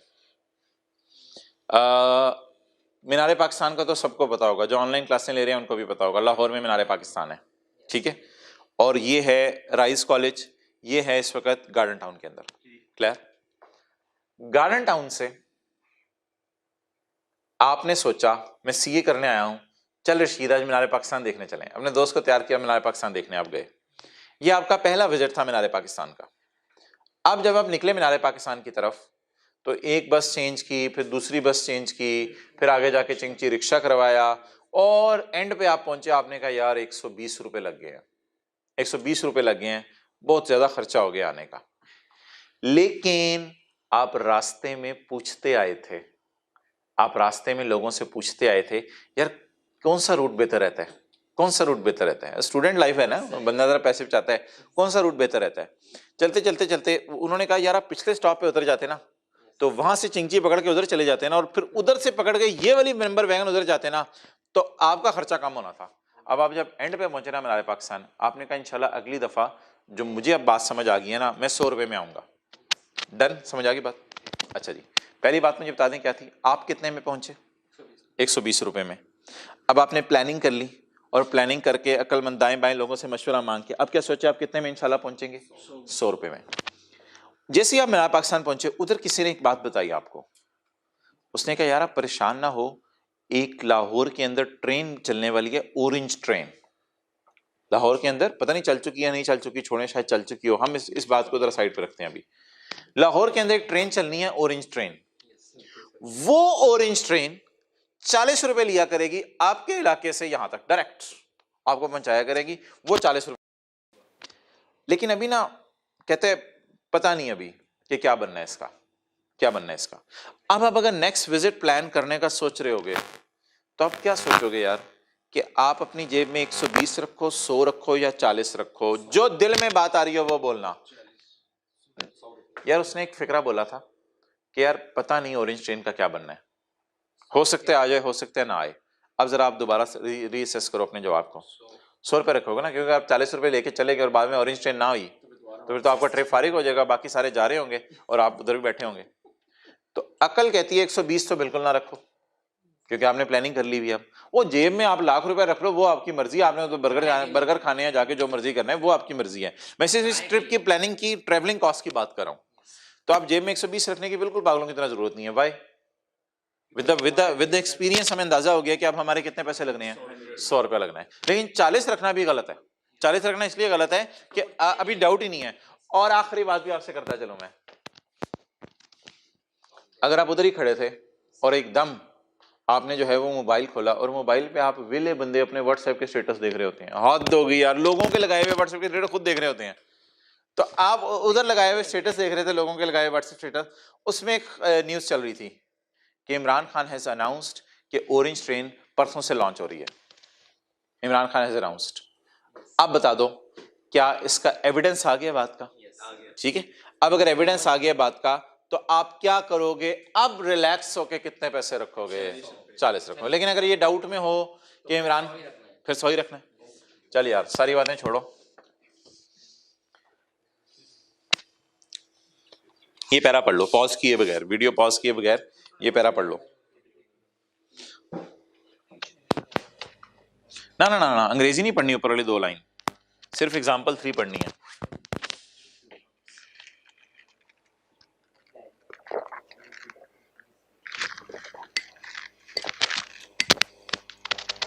ये बिल्कुल एक नया कॉन्सेप्ट है।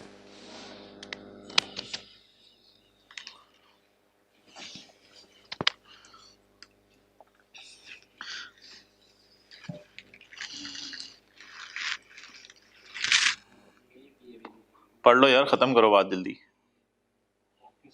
डन, चलें जी पढ़े। A company owns a number of nuclear plants. एक कंपनी के पास बहुत से न्यूक्लियर प्लांट्स हैं। न्यूक्लियर प्लांट्स ना बड़े हसास इलाकों में जाके लगाने होते हैं। The company is presently oblige to dismantle one of this nuclear plants in 3 years time. एक कंपनी है, उसको हुकूमत ने कहा हुआ है कि 3 साल में ना तुमने यहाँ से न्यूक्लियर प्लांट उठा के निकल जाना है, इतने ऐसा हमें न्यूक्लियर की पावर चाहिए, बाद में तुम निकल जाओ बस। The last nuclear plant dismantled by the company cost 10 lakh to dismantle. Last time जो प्लांट डिसमेंटल इन्होंने किया था ना, ये इस वाले प्लांट की बात नहीं हो रही, प्लीज हमारे वाले प्लांट की बात नहीं हो रही। कोई पिछली दफा जो हमने प्लांट डिसमेंटल किया था ना, जैसे आप सवाल करते हो, पहली दफा सवाल करते हो 15 मिनट में हो जाता है, अगली दफा वही सवाल करते हो 10 मिनट में हो जाता है। तो लास्ट टाइम जो कंपनी ने प्लांट डिसमेंटल किया था वो कितने रुपए में किया था? 10 लाख में। But the company expects to dismantle this plant if using the same technology.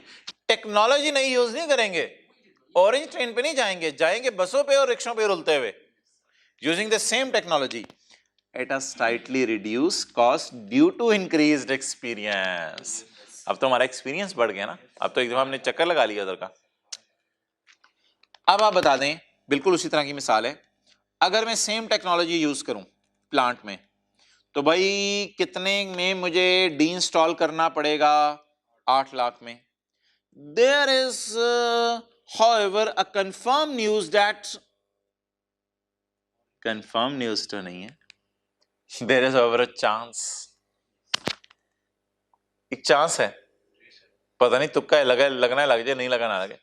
There is however a chance that a completely new technology may be available at the time of dismantling, which would reduce cost saving of, which would lead to cost saving of 2 lakh, जिसकी वजह से 2 लाख की cost saving होगी। मोहतरम यहाँ figure उसे 6 लाख लिखनी चाहिए थी। कॉस्ट सेविंग 2 लाख की होगी और आगे लिखा है फर्दर, क्योंकि पहले भी 2 लाख की कॉस्ट सेविंग हो रही है और 2 लाख की कॉस्ट सेविंग हो जाएगी। शायद वक्त गुजरने के साथ ना कोई ऐसी टेक्नोलॉजी आ जाए जिसकी वजह से इस प्लांट को डिसमेंटल करने में ज्यादा मजदूर ना रखने पड़े, कोई मशीनें वगैरह हेल्प कर दें, जिसकी वजह से हमारा टाइम भी बच जाएगा और शायद कॉस्ट भी बच जाए। आप बता रहे हैं न्यूक्लियर प्लांट लास्ट टाइम हमने कितने का डी इंस्टॉल किया? 10 लाख का। But the company expects to dismantle this plant, लेकिन हमारे वाला प्लांट अगर सेम टेक्नोलॉजी यूज की तो कितने में डिसमेंटल हो जाएगा? 8 लाख में। देयर इज अ चांस, लेकिन किसी ने एक उम्मीद दिलाई है, शायद there is a chance that completely new technology में भी अवेलेबल, फिर आप 2 लाख की और सेविंग कर लोगे। आज खड़े होके बताएं, हमें पता है उस वक्त कंप्लीटली न्यू टेक्नोलॉजी आ जाएगी या अभी चांस ही है? अब क्या करो, अब मैं प्लांट को डिसमेंटलिंग के लिए कितने पैसे अरेंज करके रखूं? 10 लाख अरेंज करके रखूं, 8 लाख, 6 लाख? प्रेजेंट वैल्यूज की कैलकुलेशंस भी इसमें होती हैं, वो भी फिलहाल छोड़ें। कितने पैसे अरेंज करके रखूं प्लांट के लिए? 8 lakh. Well done, excellent. Standard का पैरा है 48। Future events, metro train, metro bus नहीं बल्कि ऑरेंज ट्रेन हमने बोला था। Future events, orange train, future event या न्यू टेक्नोलॉजी हमारे सवाल में। Future event that will affect the amount required to settle an obligation shall be reflected in the amount of provision where there is chance that they will occur. मुझे तो ये chance की उल्टी line लग रही है, मुझे तो ये फिक्रा चांस नहीं लग रहा, ये चांस का ऑपोजिट लफ्ज लग रहा है, ये चांस का सिमिलर लफ्ज नहीं लग रहा। Where there is evidence that they will occur, sufficient objective तो उसने वैसे लफ्ज लिखा, where there is evidence that they will occur। और एविडेंस भाई ऐसे उसे नहीं आता, एविडेंस में फिर नई टेक्नोलॉजी अगर इंप्लीमेंट होगी और लोगों ने ऐसा करना शुरू कर दिया फिर एविडेंस आ गया। लेकिन अगर चांस ही है कि नई टेक्नोलॉजी आ जाएगी और अगर 2-3 कंपनीज ने नई टेक्नोलॉजी इस्तेमाल करके प्लांट इंस्टॉल करना भी शुरू कर दिया हुआ है, तो फिर हम पेपर में क्या लिख के आएंगे? फिर लाइबिलिटी 6 लाख पे बुक होगी, बिकॉज देयर इज एविडेंस। लेकिन हमारे सवाल में आने के लिए क्या है? चांस है। तो सिर्फ मेन लाइन आप अंडरलाइन करें, चांस, नो एविडेंस। इसलिए अब कॉस्ट सेविंग जो फर्दर 2 लाख की है ना, उसे इग्नोर करें, वो पता नहीं आपको हो या ना हो। प्रोविजन 8 लाख पे रिकॉर्ड करेंगे।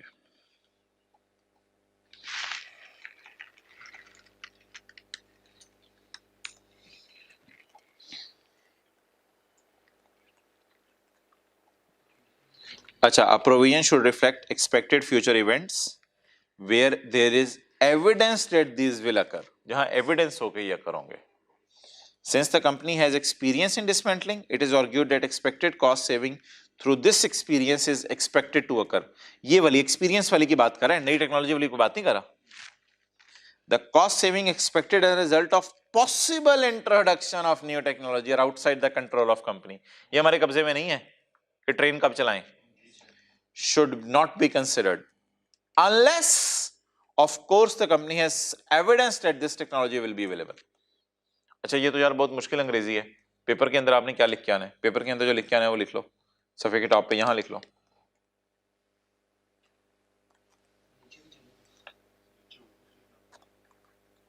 अच्छा लिखे पहले ना, अगर इंग्लिश आपने लिखनी हुई मोटी सी और आपको समझ ना आ रही है तो आपने पैरा 48 खोल लेना पेपर में, लेकिन ये पैरा 48 भी पूरा नहीं लिखना, पूरा लिखने में टाइम लग जाएगा. पैरा 48 पेपर में खोल के इधर देखो क्या लिखोगे. लिखो फ्यूचर इवेंट्स मे अफेक्ट, इधर आ जाओ, मे अफेक्ट ऑब्लिगेशन. थोड़ा सा शॉर्ट करके पेपर में लिखना, पूरा भी लिख सकते हो पेपर में. Future event may affect obligation if there is a sufficient objective evidence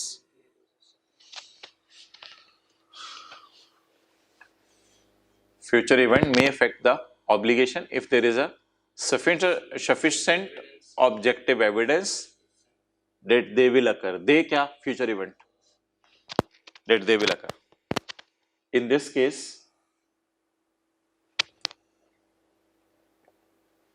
अब इसको सिनेरियो से लिंक करो. In this case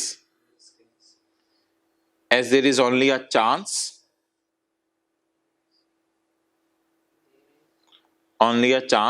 and no evidence,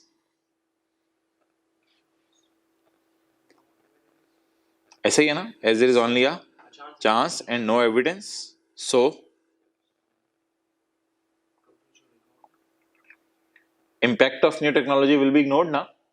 हम तो ऐसी अंग्रेजी नहीं लिख सकते जैसे इसने लिखी हुई है. So impact of new technology, बोलो will be ignored. So impact of new technology will be ignored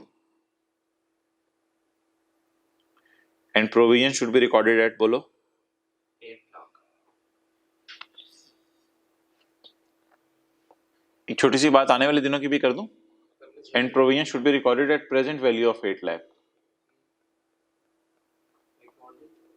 at present value of 8 lakh. अगर प्रेजेंट वैल्यू का लफ्ज़ समझ नहीं आ रहा तो कोई मसला नहीं, खैर है, आने वाले दिनों में इसको देख लेंगे.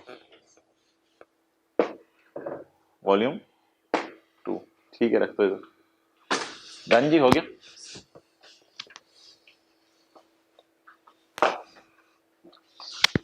जज़ाकल्लाह. आगे चलो.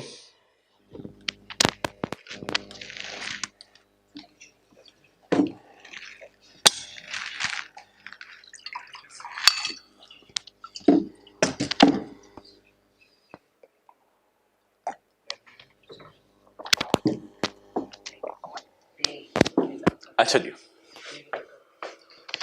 अब जी एक सवाल है आपसे, उसको आपने बड़े गौर से सुनना है. एक प्लांट है जो हमने इंस्टॉल किया है और हुकूमत ने कहा है कि जाते हुए आपने डी इंस्टॉल करके जाना है. इसको ना लीगल ऑब्लिगेशन कहते हैं. और अगर हुकूमत ने ना कहा डी इंस्टॉल करके जाना है तो फिर ऐसी सूरत के अंदर जो है अगर हम स्टेटमेंट दे देंगे हम डी इंस्टॉल करके जाएंगे तो फिर ये कंस्ट्रक्टिव ऑब्लिगेशन होती है. अच्छा, अब एक प्लांट है, हुकूमत ने कहा आपने जाते हुए जो है ना डी इंस्टॉल करके जाना है. हम आज खड़े हैं और हमने आज खड़े होकर अंदाजा लगाया यार 25 लाख रुपया खर्चा आएगा प्लांट को डी इंस्टॉल करने का.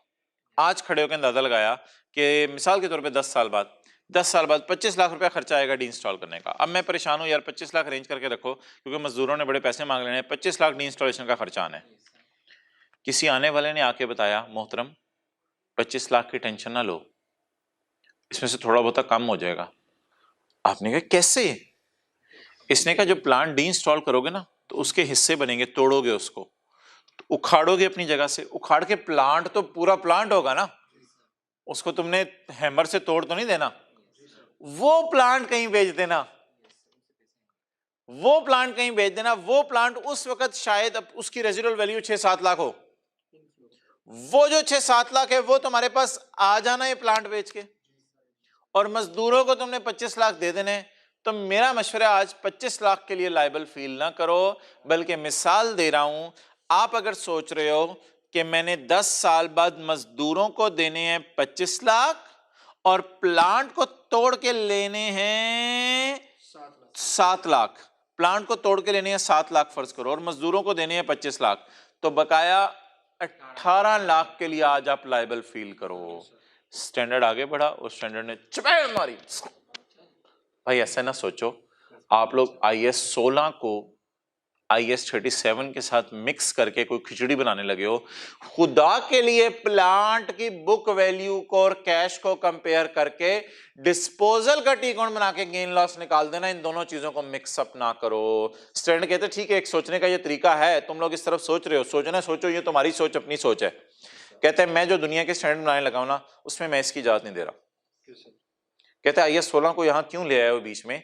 भाई कहता है प्लांट एसेट होता है, वो डेप्रिशिएट हो रहा है, वो डेप्रिशिएट हो उसकी क्योंकि बुक वैल्यू किताबों में पड़ी होगी, बुक वैल्यू को डिस्पोजल अकाउंट में डालो, डिस्पोजल का टी अकाउंट बनाओ, उधर से जो प्लांट को तोड़ने के बाद जो प्लांटा बचा उसको बेचो, उसको बेच के जो कैश आएगा वो डिस्पोजल अकाउंट में डालो, गेन लॉस उधर आ जाएगा। ये गेन लॉस या खुशी अलग चीज है, और वो जो तुम्हारा खर्चा मजदूरों को पेमेंट है वो अलग चीज है। इन दोनों को नेट करने की इजाजत नहीं है। हेडिंग पढ़ो, समझ आ रही है अगली नई?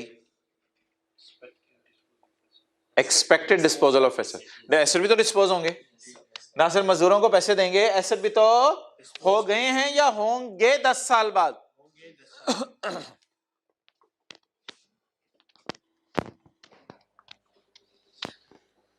एक नया लॉ है, न्यू लेजिस्लेशन मींस दैट वो चाहता है कि एक ऑर्गेनाइजेशन है अंडू, नाम ही अंडू रखा हुआ है अपना, एक ऑर्गेनाइजेशन है अंडू, इसने मस्ट डिसमेंटल करना है अपना न्यूक्लियर प्लांट 1 साल के अंदर अंदर।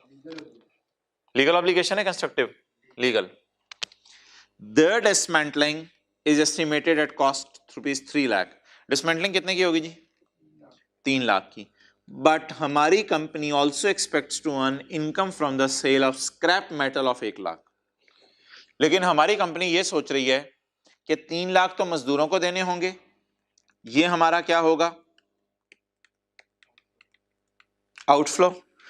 Undo also expects to earn income from sale of metal scrap. Scrap हो जाएगा ना प्लांट, स्क्रैप करके कहते हैं हमने इसको तोड़ ही देना है, लेकिन मेटल तो इसका बिकेगा ना बाजार में, तो मेटल इसका ₹1,00,000 तक का बिक जाएगा। ये हमारा क्या होना है? The effect of discounting are immaterial. कहते हैं डिस्काउंटिंग को छोड़ो जरा, डिस्काउंट ना करो फिगर्स को। इधर देखो यार, अब स्टैंडर्ड की पहले लैंग्वेज पढ़ो, समझ आ रही है?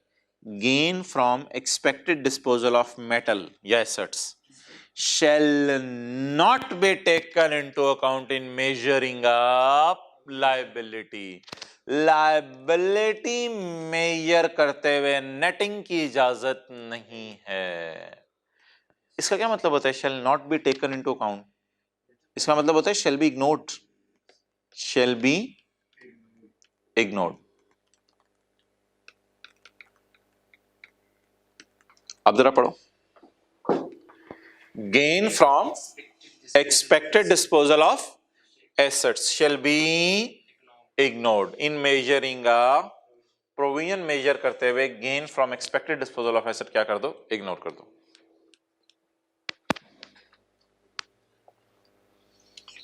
अच्छा बताओ यार, इस ₹1,00,000 की कब टेंशन लें? जब प्लांट बिके या आज से ही? जब बिके। तो न्यू लॉ कहता है कि आपने डिसमेंटलिंग करनी है 3 लाख में, आपकी हो जानी है, तो आप बता दें 3 लाख के लिए अपने आप को क्या फील करें?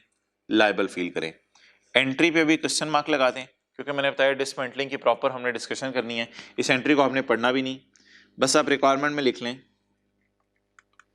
Provision will be booked, बोलें हाँ, बस अभी इतना से लिख लें, एंट्रीज को छोड़े।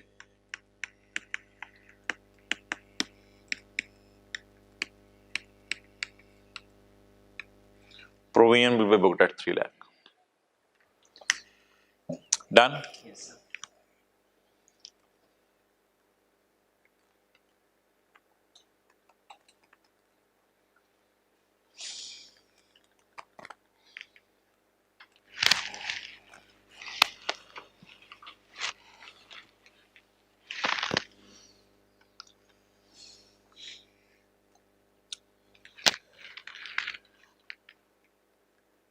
चलें आ जाइए जी पेज नंबर 4 पे,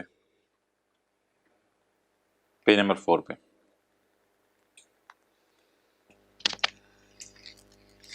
यार मुझे ये बताओ, हमारे खिलाफ केस हो सकता है? अगर हमारे खिलाफ केस हो जाए कि तुम बंदे सही नहीं हो, तो हम लायबल फील करेंगे ना, जिसने केस किया उसकी तरफ अपने आप को लायबल फील करेंगे। अच्छा ऐसा भी हो सकता है हम किसी के खिलाफ केस कर दें, हम किसी के खिलाफ केस कर दें, ऐसा भी हो सकता है। अगर हम किसी के खिलाफ केस कर दें तो हमें पैसे आने की उम्मीद होगी, जाने की आने की जाने की आने की उम्मीद होगी। पेज नंबर 4 पे आए, लायबिलिटी साइड, हमारे खिलाफ केस हुआ,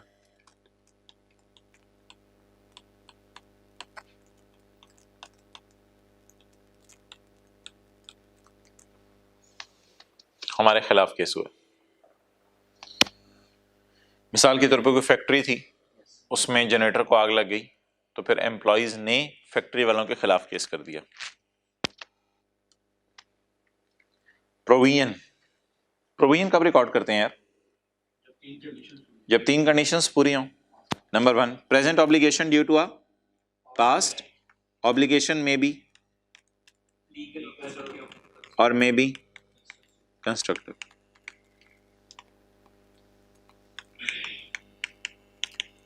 मे be legal, may be constructive. Okay, due to a past event. ये यार ये तो आपको कल बातें बताई थी मैंने। प्रोबेबल आउटफ्लो का क्या मतलब है? More than 50% chance. कल जब ये बच्चे आ जाएंगे फिर मैं ये लाइन पढ़ूंगा, स्काई ब्लू वाली भी छोड़ आऊं। और रिलायबल एस्टिमेट।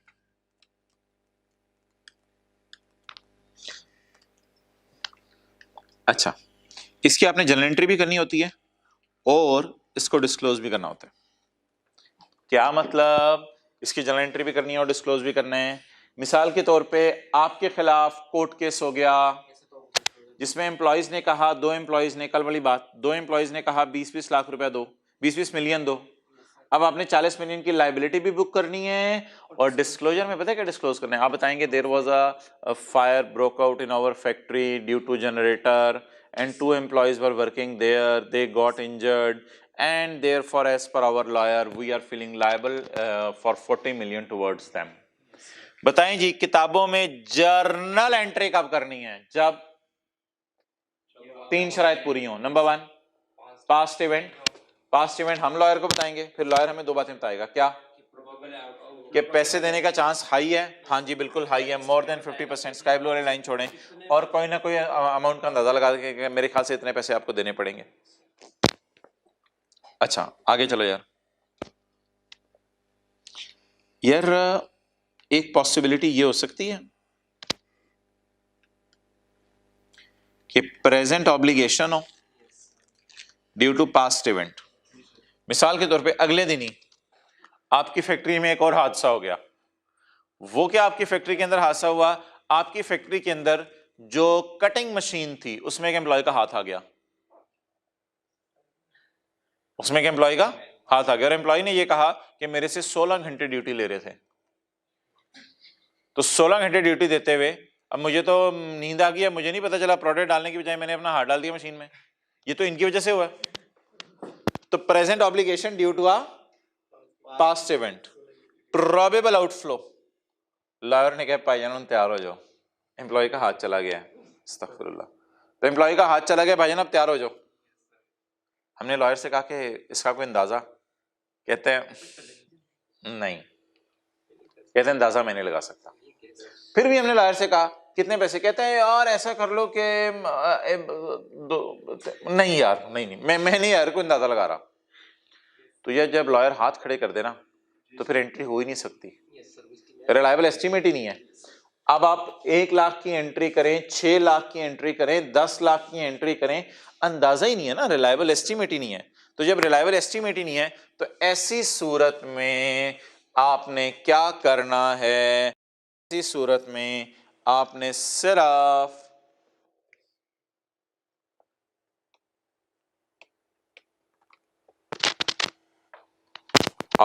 सिर्फ ना इस पोर्शन को देखना है। अभी इस लाइबिलिटी को मैं क्या कहूंगा?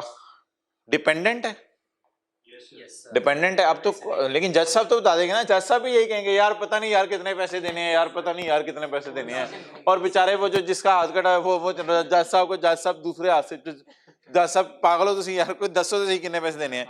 तो जज साहब तो ये नहीं कहेंगे ना। तो अब मुझे ये बता दें, फिलहाल जज साहब का तो फैसला नहीं आया, लॉयर ने क्या मशवरा दिया है? हमने लॉयर को बताया पास्ट इवेंट क्या हुआ है, एम्प्लॉय का हाथ इंजर हो गया। लॉयर ने कहा इंशाल्लाह आप केस हारोगे। लॉयर जरा शुगर लगाता था हमारे साथ, तो गप्पो गप्पो में कहा भाईजान इंशाल्लाह तुसी फारग हो। तो इन दोस्तों को जैसे वो कहते हैं, तो भाईजान इंशाल्लाह आप केस हारेंगे लेकिन पैसे मैं नहीं बता सकता। तो स्टैंडर्ड ने कहा फिर एंट्री तो हो नहीं सकती, लेकिन यूजर को बता दें क्योंकि पैसे देने का चांस हाई है, यूजर को बता दें। तो क्या करें? इसको लाइबिलिटी को डिस्क्लोज करें, बताएं या रिकॉर्ड करें, जर्नल एंट्री करें? बताएं या जर्नल एंट्री करें? लिख के बता दें या जर्नल एंट्री करें? सिर्फ यूजर्स को लिख के बता दें, यूजर्स कुछ होने वाला है, हो जाना है, कुछ होने वाला है, हो जाएगा हमारे के साथ। तो भाई पेंशन सॉरी टेंशन लो, पेंशन ना लो। ओके आगे चलो। अच्छा यार ऐसा हो सकता है, एक और सिनेरियो, अगले दिन फैक्ट्री में फिर हादसा हो गया। अगले दिन फैक्ट्री में क्या हो गया? फिर हादसा हो गया। अब फैक्ट्री के अंदर इलेक्ट्रिक वायर्स जो हैं वो शॉर्ट हो गई। तो जब हादसे ही बड़े हैं हमारे पास स्टॉक में। अच्छा अब जो फैक्ट्री के क्या है, फैक्ट्री नहीं है, फैक्ट्री बंद कराओ। अच्छा तो फैक्ट्री के अंदर हादसा हो गया, वो बिजली की तारें थी तो उससे इलेक्ट्रिक शॉक निकले, तो उसकी वजह से जो है ना 2-3 कमरों में आग लग गई। अब जब 2-3 कमरों में आग लगी तो एम्प्लॉइज ने कोशिश की निकलने की, तो जब निकलने की कोशिश की तो सारी खिड़कियां बंद थी। अब जो सेफ्टी मेजर्स थी वो लेनी होती है ऑर्गेनाइजेशन ने, वो नहीं ली हुई थी, ना कोई सेफ्टी इक्विपमेंट लगे हुए थे, ना और कुछ पड़ा हुआ था। और सीढ़ियों के ऊपर भी जो है वो आगे 6-6 जो है वो नेस्ले की बोतलें पड़ी हुई थी। एम्प्लॉय ने कहा कहाँ से भागें, क्या करें?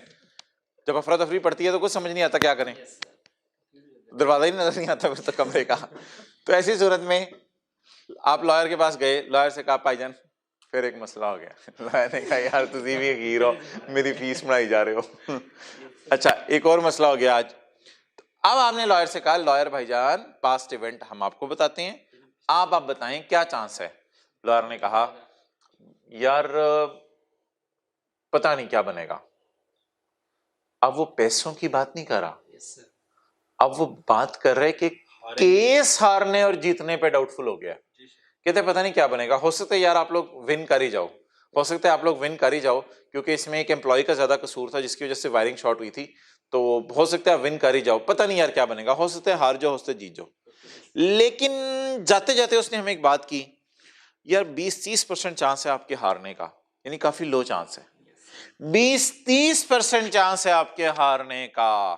अब स्टैंडर्ड कहते हैं भाईजान लाइबिलिटी की जर्नल एंट्री करने की जरूरत नहीं है, कि खर्चों के अंदर नजर आ रहा हो खर्चा और लाइबिलिटीज कंसोलिडेशन से बाहर निकला हो, सेपरेट फाइनेंशियल स्टेटमेंट। खर्चों के अंदर नजर आ रहा हो खर्चा और लाइबिलिटीज के अंदर नजर आ रही हो लाइबिलिटी। स्टैंडर्ड कहते हैं इन चक्रों में पढ़ने की जरूरत नहीं है। आप क्या करो यार, नहीं लो चांस है लेकिन आप यूजर्स को बता दो, डिस्क्लोज कर दो, कंटिंजेंट लाइबिलिटी डिस्क्लोज कर दो, यूजर्स को बता दो कि भाईजान कुछ होना है और लो चांस है केस हारने का। मोहतरम इधर देखिए, इधर हाई चांस था केस हारने का लेकिन पैसे पता नहीं चल रहे थे,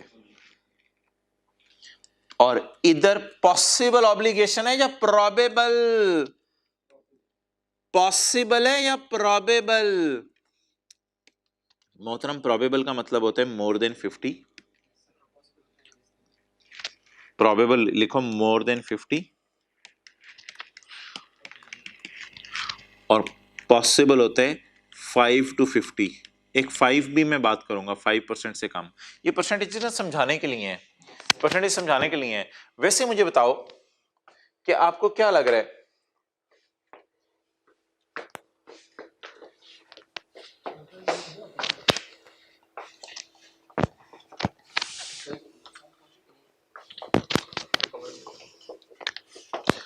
अच्छा मैं क्लास में आके एक फिक्रा बोलूं,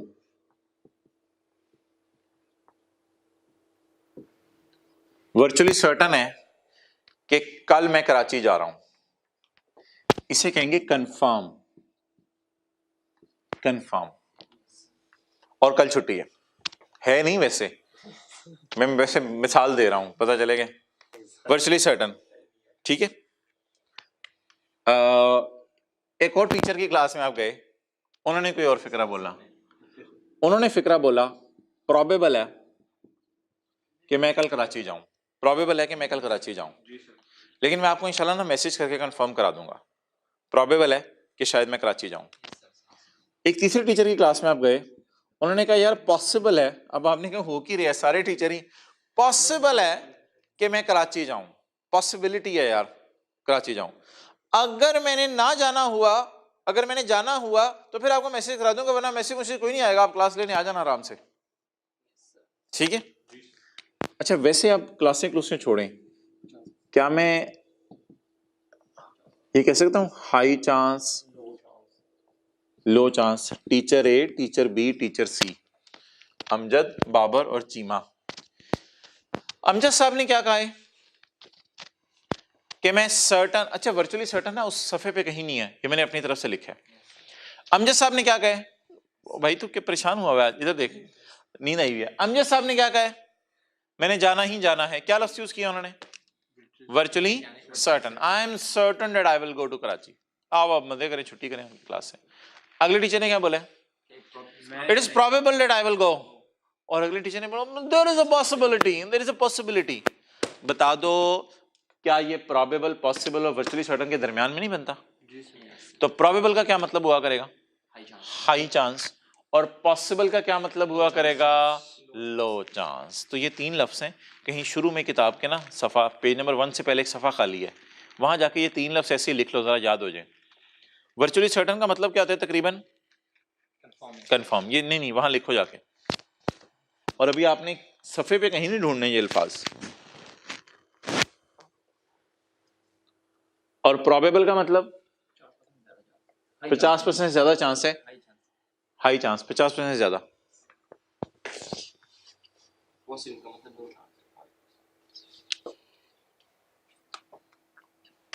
इसको ऐसे 100% टाइप कर लो ना, 100% टाइप, और ये 50 से अबव, अबव 50, अबव 50, ये 50 से 90 कह दो। असल में ना बात समझने के लिए होती है, ये परसेंटेजेस तो ऐसे ही हैं बस, अबव 50% चांस है। और ये जो दूसरे टीचर हैं इनका 5 to 50% चांस है कि ये जाएंगे। यार एक और बात भी होती है, आप अगली क्लास में चले गए, आप जज्बाती थे, आप 4 पेपर ले रहे थे, फंक्शनल उर्दू, फंक्शनल उर्दू की क्लास में आप चले गए, और उधर टीचर ने कहा there is a remote chance that I will go to Karachi, there is a remote chance that I will go to Karachi, और बेटा कल की क्लास होगी, ये कह के चले गए, बस there is a remote chance. भाई ये जो तुम लोग 3 क्लासों में सुनते आ रहे हो ना, मेरा कोई चांस नहीं है कराची कराची जाने का, रिमोट चांस है, बहुत रिमोट चांस है, इसको कहते हैं ना होने के बराबर। आप साथ वाले को जाते हुए कह के रिमोट चांस है कल मैं आऊंगा, तो उसे 100% यकीन हो जाएगा आपने कल नहीं आना, रिमोट चांस है कि कल मैं आऊंगा, इसका मतलब है कोई चांस नहीं है उसके आने का। अच्छा जी, वर्चुअली सर्टन का क्या मतलब है, 100% कंफर्म। अच्छा आप देखो, अब्बू आपको कहें बेटा वर्चुअली सर्टन है कि मैं आपकी पॉकेट मनी 10,000 कर रहा हूं, दूसरी बात अब्बू बोले बेटा दूसरे भाई को बुला के बेटा प्रोबेबल है कि आपकी पॉकेट मनी मैं बढ़ा रहा हूं, तीसरे भाई को बुला के बोले बेटा पॉसिबल है कि मैं आपकी, पॉसिबिलिटी मुझे लग रही है आपकी भी पॉकेट मनी बढ़ा दूं। वो छोटा मुन्ना आया, बेटा तेरा कोई चांस नहीं है तेरी पॉकेट मनी में बढ़ाऊं, रिमोट चांस है। समझ आ गई बात?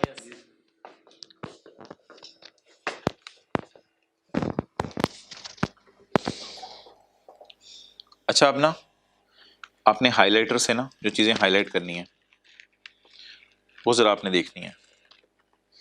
इधर मैंने क्या लिखा हुआ था, 5 to 50%, और इधर क्या लिखा हुआ था, मोर देन 50%। डन। यार यहाँ हाई चांस है कि हम केस हार जाएंगे, इसलिए मैंने जर्नल एंट्री कर दी है। भाई जागना यार, आंखें खोल। यहाँ हाई चांस है कि हम केस हार जाएंगे, इसलिए मैंने जर्नल एंट्री कर दी है। यहां भी हाई चांस है कि हम केस हार जाएंगे, पैसे देने का हाई चांस है। यहां भी हाई चांस है हम केस हार जाएंगे, लेकिन लाइबिलिटी नहीं पता ना यार, इसलिए मैंने डिस्क्लोज किया, जर्नल एंट्री नहीं की। और अगला सिनेरियो क्या है, यहां पे मोहतरम लो चांस है हम केस हारेंगे, पॉसिबिलिटी है केस हारेंगे, तो मोहतरम ऐसी सूरत में भी क्या करें, डिस्क्लोज कर दें। अच्छा, पॉसिबिलिटी क्या है, पॉसिबल ऑब्लिगेशन है, वो जो फैक्ट्री के अंदर जो है वो वायरिंग शॉर्ट हो गई थी, पॉसिबल ऑब्लिगेशन है, it will be confirmed by future event not in the control of entity. Future event होगा जज का फैसला। अच्छा, जज कंट्रोल में होता है बंदे के? नहीं होता ना, अल्हम्दुलिल्लाह, इंसाफ अच्छा है, जज कंट्रोल में नहीं होता हमारे, जज हमारे कब्जे में तो नहीं होता ना, अलादीन के चिराग की तरह नहीं आ जाता जज। चलो यार खत्म करें क्लास। आखिरी सिनेरियो क्या है, outflow is remote, outflow is remote. ऐसी सूरत में आपने पेपर में कुछ नहीं करना, आउटफ्लो इज रिमोट। अगले दिन आपने फिर लॉयर को बुला लिया, आओ भाईजान ऑन की हो गया भाई, वो छत के ऊपर जो है ना एम्प्लॉइज थे, तो हमने साथ बाड़ नहीं लगाई हुई थी, तो एक एम्प्लॉय ना चलते चलते चलते चलते सिगरेट पी रहा था ऊपर जाके, सिगरेट पीते पीते पीते उसको पता नहीं चला, फोन पे बात कर रहा था, एकदम सेकंड फ्लोर पे आया हुआ था। ओ भाईजान 3 फ्लोर तो नहीं गिरा ना? नहीं नहीं नहीं, नहीं मरा नहीं, बस 1 फ्लोर नीचे आ गया, कुछ सर सुर पे छोटे छोटे आई हैं। और जज कहते हैं रिलैक्स रहो यार, उन्हें समझा लो, उसे खुद ही समझा लो, हैंडल कर लो, इंशाल्लाह पाकिस्तान में इन चीज़ों पे कुछ नहीं होगा, सबकी छतें इसी तरह, परेशानी होना तुम लोगों ने, तुम्हारे घर, मेरी भी घर की छत इसी तरह, ये उसका अपना कसूर है कि देख के चलना था। तुम लोग रिलैक्स रहो, देयर इज नो चांस, कोई चांस नहीं है पैसे पुसे देने पड़ेंगे। ऐसा हो सकता है वैसे लॉयर किसी केस में कहते हैं, बिल्कुल हो सकता है ऐसा, लॉयर कहते यार कोई पैसे पुसे नहीं देने पड़ेंगे। डन। ऐसी सूरत में मेरे भाई अगर आप लिख लो, no journal entry, no disclosure, ना कोई जर्नल एंट्री होगी और ना कोई डिस्क्लोजर होगा। क्लियर? डन। चलो जी, अब ठीक है यार, क्लास खत्म करो, ये सुबह आते हैं हम, सुबह आके इंशाल्लाह रिवाइज करेंगे। बस एक आधा मिनट दे दो, होमवर्क आपका कोई नहीं है, एक आधा मिनट दे दो। क्या, अगर केस हारने का चांस 50% से ज्यादा है तो जर्नल एंट्री भी कर दें और डिस्क्लोज भी कर दें, लेकिन अगर रिलायबल एस्टीमेट नहीं लग रहा, सिनेरियो तो सारा यही है, अंदाजा नहीं लग रहा पैसों का, फिर आप जर्नल एंट्री पास नहीं करेंगे, कहानी लिख के यूजर को बता दें कि वो दुआएं करने लग जाए, अल्लाह करे बचत हो जाए। लेकिन अगर पैसे देने का चांस ही बहुत कम है, यानी कि केस हारने का चांस 20-30% है, बहुत लो चांस है आप केस हारेंगे, तो फिर ऐसी सूरत में आप रिलैक्स रहें, जनरल एंट्री करने की जरूरत नहीं, ऐसे यूजर परेशान हो जाएंगे, तो खर्चे बुक ना करें। अभी सिर्फ यूजर को कहानी सुना दें ताकि वो दुआ करने लग जाए। ये यूजर को भी बताने की जरूरत नहीं है कि छत पे क्या हुआ था, छत से वो बंदा गिरा, ये यूजर को भी बताने की जरूरत नहीं है, क्योंकि लॉयर कहता है क्या है, डू नथिंग, इसमें पेपर में हमने कुछ नहीं करना, आउटफ्लो इज रिमोट। ठीक है जी, तो वर्चुअली सर्टन वाली बात मैंने यहाँ यूज नहीं की, वो इंशाल्लाह कल मैंने कहीं और यूज करनी है। तो फिलहाल हम क्लास क्लोज करते हैं, कल यहाँ से रिवीजन स्टार्ट करेंगे, कल क्लास में किताब लेके आइएगा, और कल क्लास इंशाल्लाह पूरे 8:40 पे यहीं से शुरू हो जाएगी, टाइम पे कल जरा आ जाइएगा।